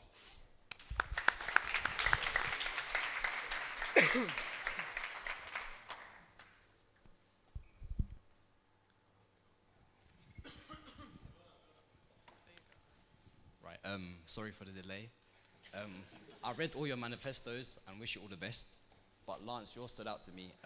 What kind of things will be covered in your individual development plan? You mentioned in step 5 of your manifesto. Wait. You took so long to phrase this. Are you serious, Ardy? That was a very straightforward question. Anyway, Lance, moving on. So if you don't know, Lacey's Lane has just got brand new facilities. It's going to have a strength and conditioning suite. There's loads of things in a tailored development plan, because again, it's what each sports club needs. But that strength and conditioning room can be used whenever a society or club wants it. So it's just book it out. But tailor-made individual plans will be about like one training session a week you will spend on purely cardio, and different sports have different types of cardio. Like lacrosse does endurance, whereas American football does explosiveness. That's all completely different types of cardio.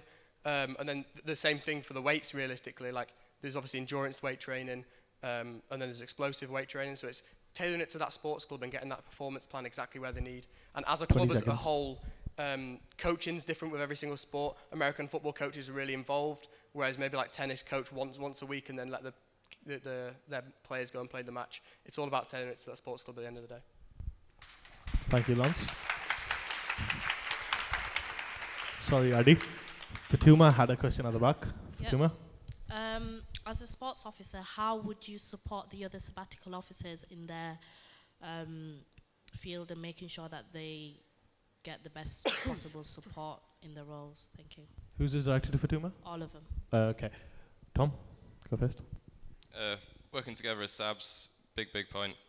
I think events officer and sports officer naturally going to work together quite a lot. They're in charge of societies, we're in charge of sports. But also you've got union affairs, you've got sort of untapped resources in women's officer.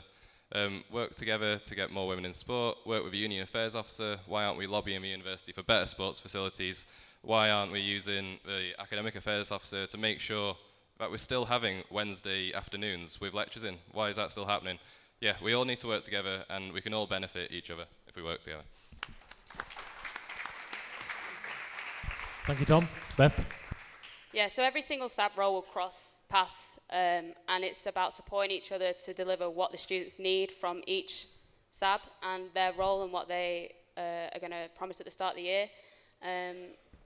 Because I've already started working with Women's Campaigns Officer to deliver the Rainbow Laces campaign, and I'm not even in the sports officer job. So I think every single SAB will have an effect on each other and their students.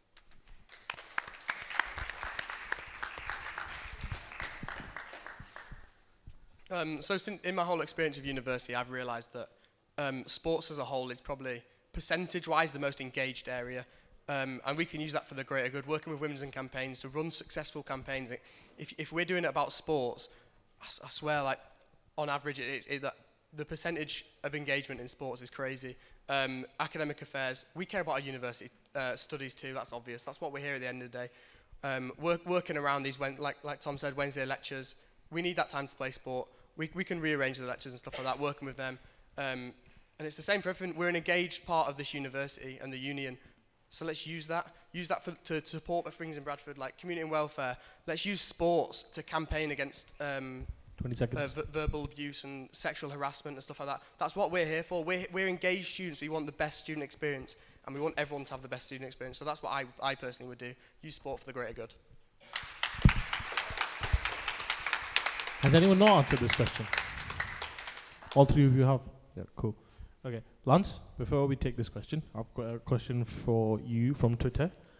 How are you going to support societies when you're constantly slandering them? You get a minute to answer that. I never slander societies. I just want everyone to know that. I believe the relationship's a bit dodgy, but again, that's building on that relationship. Societies are just as big as sports in this universe, if not bigger. I'm pretty sure they're bigger, and they're just as engaged. And that's the thing we need to play on. We need to work us with them. Again, partnering with societies. Again, it's professionalism. I've not necessarily slandered it. And I'm going to make sure that no one else does, because at the end of the day, we're all students here. We all want the best from this university, so let's just give it to them. Oh, jeez. Heather? It's a question for all of you again. It's something that's brought up every single year, and it's something that's really important to the university, and it's diversity. Sports, even though it is really important to all of us on campus, it's still not a diverse area or a mainly diverse area of Bradford and of the University of Bradford. And with Bradford being such a diverse university, and especially like a team like ours, like women's rugby, we struggle to get the diverse players. How are you going to bring them in and increase participation on campus and make it more diverse to everybody? Heather, who's this directed to? All three of them. Lance, go first. So this sounds like a cop-out answer, but it's really not. It's about finding out what they need. American football is a really diverse team. We've got people from every background. Speak to them. Find out the reasons they joined that club, and help other clubs implement that. Again, each type of person and where their background, their religion, they all need to be approached in different ways, and that's something that American football has found out really, really well. Like for example, international students that are from abroad, places like China, Japan. When they first come to university, they come like, oh, I have to do studies, that's all I have to do. And then after the first few weeks, they realise that they need a break, they need stuff to get out. So then introducing campus sports to them then, do tournaments that are based on where you're from. Imagine having like Japan versus Nigeria in a basketball match or something like that. You know, that's just an example. People are going to fight for that. And then that can then if you get the captain of the basketball team there, that's then going to, he can then speak to them on a level they're like, oh, Please round up on a play final point, basketball. Lance. Yeah. So basically, just do that. Implement it to how the people in that group want to be approached. Thank you, Lance. Beth? I think we need to highlight positive role models from all diversity and diverse backgrounds. So, for example, we have a football girl, Ikra, who has done conferences for books about wearing a hijab and playing football, and kind of how she's dealt with that, and how she's a really good role model. She's a graduate, and she could be someone that other people could look up to and think, if she can do it, why can't I?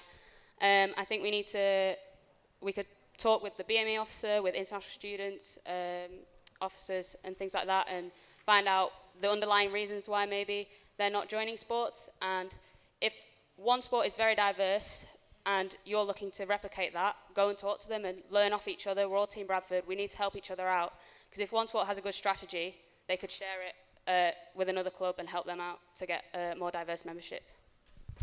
Thank you, Bev. Tom? So I think specifically for disability to start with, it's a visibility thing.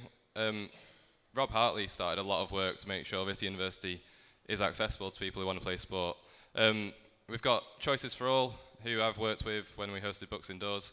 We hosted the first inclusive Books Indoors that has been in the north, I think. There's cycling sessions on in a bike hub that are accessible. It's something we really need to scream and shout about, because it's something that we're actually really good at. As far as LGBT plus and BME, I think that's something we need to work on with those officers. Got the lovely Chris over here, who is really keen on getting loads more participation in the union for LGBT members, and I'd be more than happy to work with him on a campaign such as Rainbow Laces to make sure that people are comfortable and 10 seconds. We're happy to join our sports clubs here and don't feel like they're left out. Wait. Okay, before we move on, have a question from Twitter for Tom.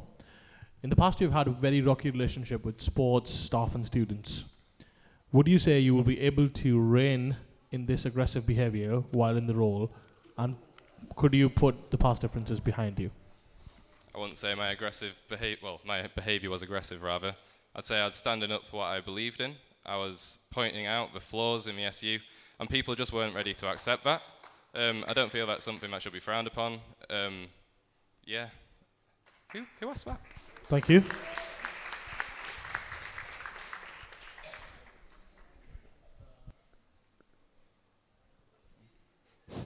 All right, it's quite similar to a question that was just asked. Despite our majority BME student population, sport seems to be underrepresented by black and minority ethnic students. So I want you guys all to tell me why you think that is and what you will do if you become a sports officer to encourage participation from persons of colour. Tarek, this question has been asked a couple of times so far. They've spoken about how will they include... I want to know why they think that is and how they plan to encourage the participation from it. We did literally just answer that. Yeah, they've answered this question about how will they improve inclusivity into the thing. But yeah, if you want to answer the question, wait. If you want to answer the question on why do you think there's less inclusivity in sports, you can do that. He wants it specific to BME. Specifically, that's what I'm asking about. Yeah. I'm asking about black and minority ethnic students specifically, not inclusivity, not diversity, black and minority ethnic students in sport. Okay, let's do that. Lance? Go on. Sure, I'll start.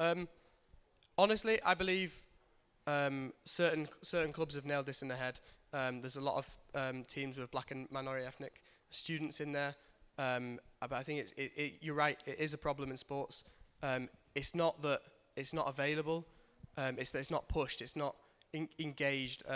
I think the biggest problem is probably the drinking culture, in all honesty, and it's just something that is seen in a different light to what it actually is. It's seen that you're forced to drink, and if you don't drink, you're not part of it, whereas that's not a thing. If every single person here is part of a sports club, not once has anyone been forced to drink when they've not wanted to. If I go to a social and I want... Today I'm going to drink water. That's fine. You can just drink water. It's just another reason. Beth? So I can't speak on behalf of black and minority ethnic students because I don't know what the reason is, and that would be something that I would have to find out. So through surveys or through working with the next BME officer to highlight those issues and then implement strategies to change it and make it more inclusive for those students. Thank you, Beth. Tom? I'm not entirely sure it's a problem specific to this union. I think... Give me a chance. I think if you look at the people you watch on Sunday night playing football on the TV, the squad has BME members in it. You look at rowing at Henley, it's all white middle-class people. I think this is something that sport needs to address as a whole. Like, at the Olympics this year, we had Mo Shibi, the first Muslim rower ever. And personally, I've seen more Muslim inclusivity in my club since that. That's what you just said. That's what you said. So I think that's what the problem is. I think it's sports as a whole and not this SU. Because I think the demographic is reflected equally. Like I said, our football club has a great sort of ethnic distribution. Our own club probably doesn't, because Henley doesn't. All the rowing competitions don't. Look at the Olympics this year. How many black guys do you see rowing? Thank you. Tom?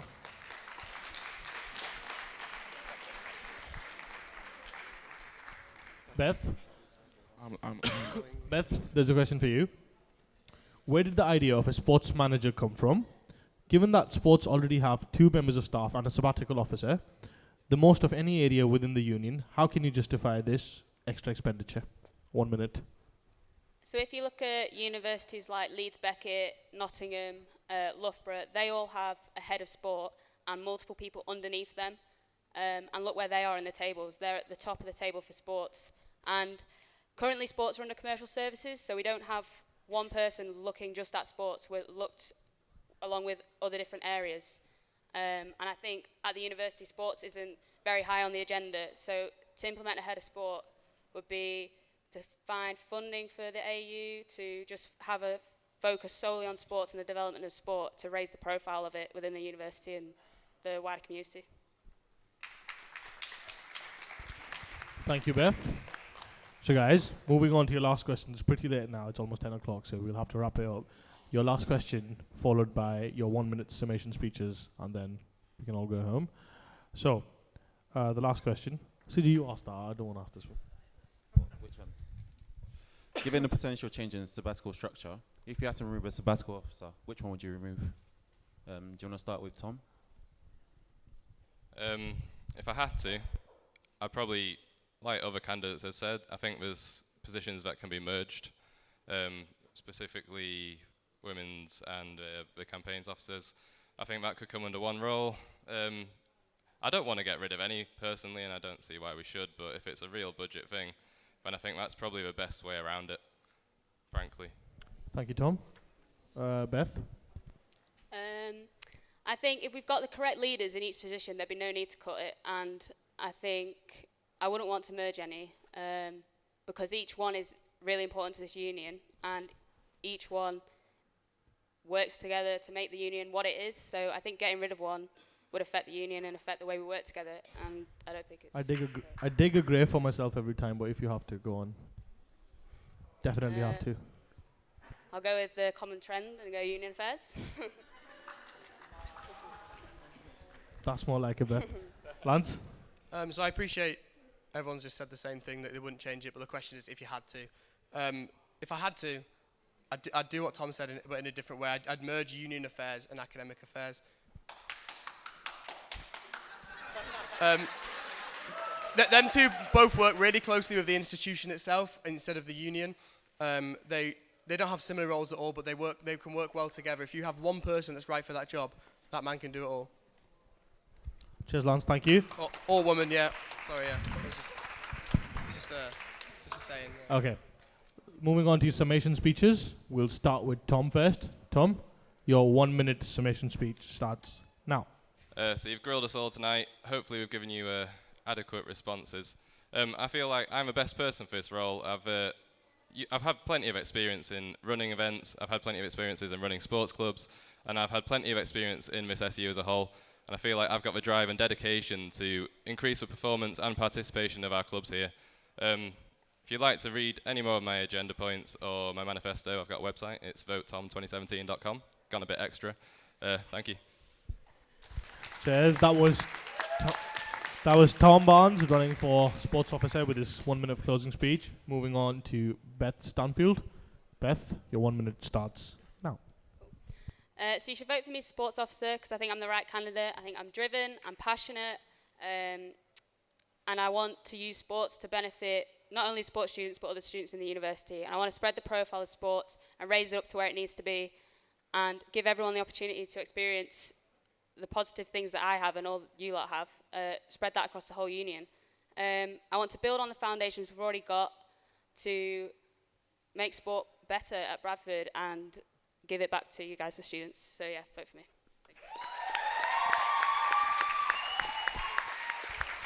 Guys, that was Beth Stanfield running for sports officer with her 1-minute closing speech. Moving on to the last candidate of the night, of the last day of Hustings, Lance Jackson with his 1 minute of closing speech.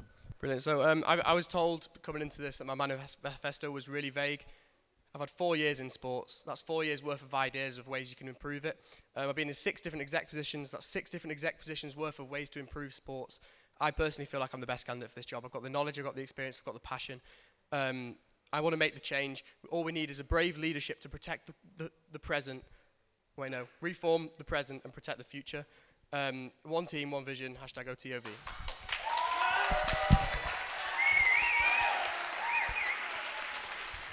That was Lance Jackson, ladies and gentlemen, running for sports officer.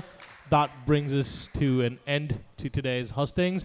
Just to remind you guys, before you guys move on and go home, elections will be taking place next Tuesday, Wednesday, Thursday. That is the 14th, 15th, and 16th of March, with the election results on the same day, on the next day, over here, same place, which will be the 16th, the Friday. So guys, make sure you guys vote, 17th, sorry. Make sure you guys vote wisely. Before you guys go, can I just request you guys like help wrap up these seats and put them in the cage that is somewhere near. So just that'll make things easier for us. Thank you so much. Have a good night. See you guys during elections. Team Bradford, UB elections. Thank you.